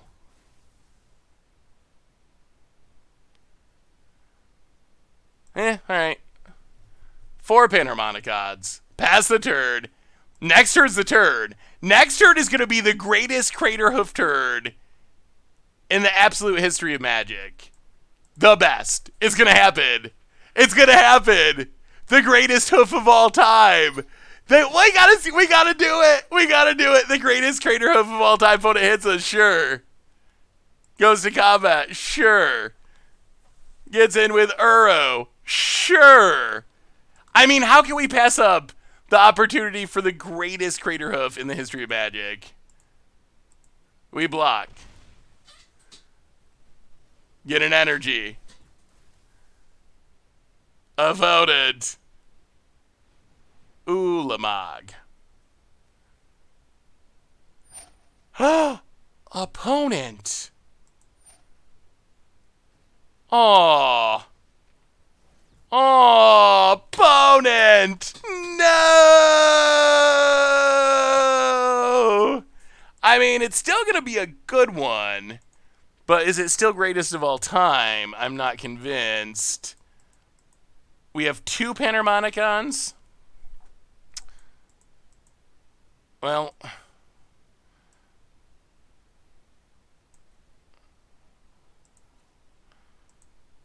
sack of food. Add some mana. 1, 2, 3, 4.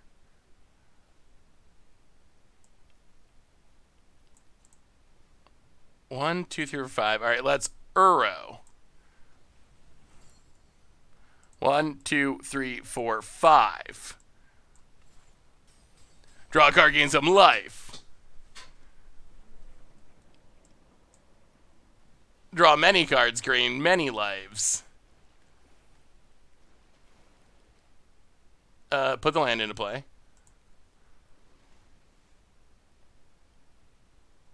1, 2, 3. Well, let's Glasspool Mimic. Copy Uro.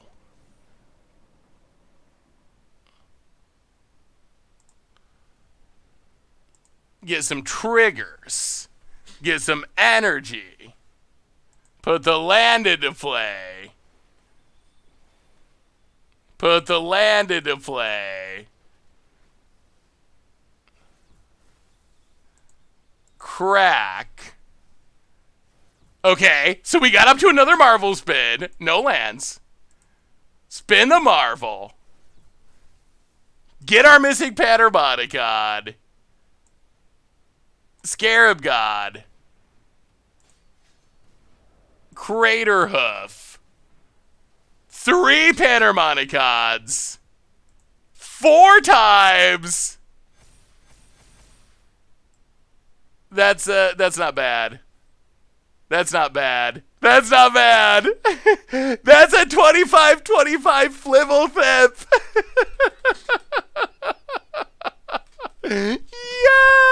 Yes! What a way to close it out. 3 Panharmonicons, stealing our opponent's Marvel, making enough energy to spin the Marvel, 4 Crater Hoof Behemoth triggers.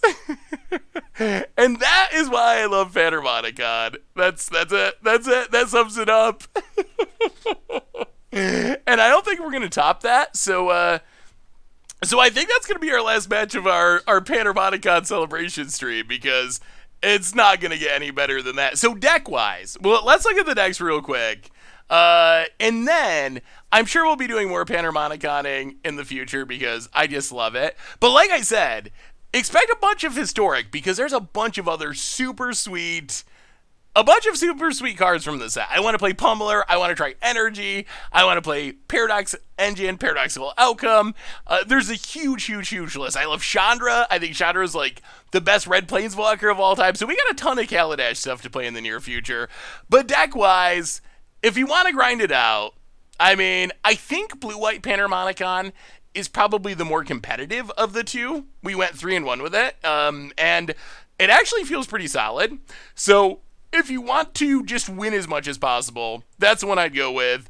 Sultai, it had some really sweet twists. You get even more Panharmonicons. You got Yarok stuff going on, and it also felt good. We went 2-1 with that version, and like Hostage Shaker was sweet, and we just saw it do absurd things with Crater Hoof. So I'm pretty happy with how they both turned out, and we still got more builds to play in the future. Mono red Panharmonicon, mono black, mono colorless. There's so many ways to build around the greatest card in the history of Magic. So, But on that note, everyone, I think that brings us to the end. Is there any hope of a Boros, Bolas' Citadel Aetherflux Reservoir deck?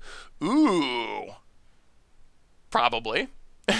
We got lots of extra land play stuff. I think that could actually work. I think it could actually work, so. All right, everyone. But I think on that note, that brings us to the end for tonight. So reminders, let's see. Next stream, Monday, 2 p.m. Eastern, probably playing more historic. You got married last Halloween. Congratulations, Wall of Chaos. That is amazing. And Orion Flynn, thank you for the kind words. Or R. Flynn, I appreciate it. Thank you. What's up with 61 card nights? All I'll say is keep an eye on the YouTube. Keep an eye on the YouTube, and hopefully over the weekend, and you will find out what is up with that. So it's coming. Speaking of the YouTube, keep an eye out for 61 card, no sideboard nights. Commander Clash tomorrow on the Commander channel is spectacular. It's a chaos game. You should check that out. Tons of other stuff there as well. Replay YouTube if you want to relive the glory of Panharmonicon or any old streams, you can find it there. One more reminder that our sponsor tonight is Card Kingdom, and maybe you need some, I don't know, Commander Legends cards, perhaps, or cards from other sets, doesn't really matter. They got them all in stock. They can hook you up. You can even get a free Scoop Soldier sticker. Just let them know you want one in your order notes. And one last bonus reminder. Yeah, tomorrow's Commander Clash is Chaos Week. Everyone's playing a Chaos deck, and it is a really cool game. Like, it was a really fun, really interesting game. So I think people are going to like it. One more reminder, next Thursday, 1 p.m. Eastern Time, MTG Goldfish Commander YouTube, Tomer is going to be streaming a draft of Commander Legends, and then we're going to immediately play Commander Clash with Tomer still streaming. So it's not full Commander Clash live. Tomer is the only one who's going to be live, while the rest of us are going to be doing it normally. But put it on your calendars, next Thursday afternoon, Goldfish Commander, drafting with Tomer, helping him draft a deck for Commander Legends, and then Commander Clash to follow right after. So that's going to be super fun as well. That might impact our stream schedule depending on how long it goes. There's a chance, but we'll see as it gets closer. But anyway, check that out as well. One more donation on the way out the door from Solid AU 79, $5 donation. Thanks, Seth. Well, thanks, Solid AU 79. I really do appreciate it. And on that note, everyone, we're done for tonight. So have a wonderful Thursday night. Have a great weekend. I don't care if you're playing Magic or not. Whatever you're doing, live it, love it, have a great time. I appreciate y'all. You're amazing and awesome. And seriously, just like, thank you so much for being so just super cool. So anyway, everyone, we'll be back on Monday. More fun, more historic, more streaming, maybe even more Panharmonicons. Until then, have a great weekend, and I will talk to you soon.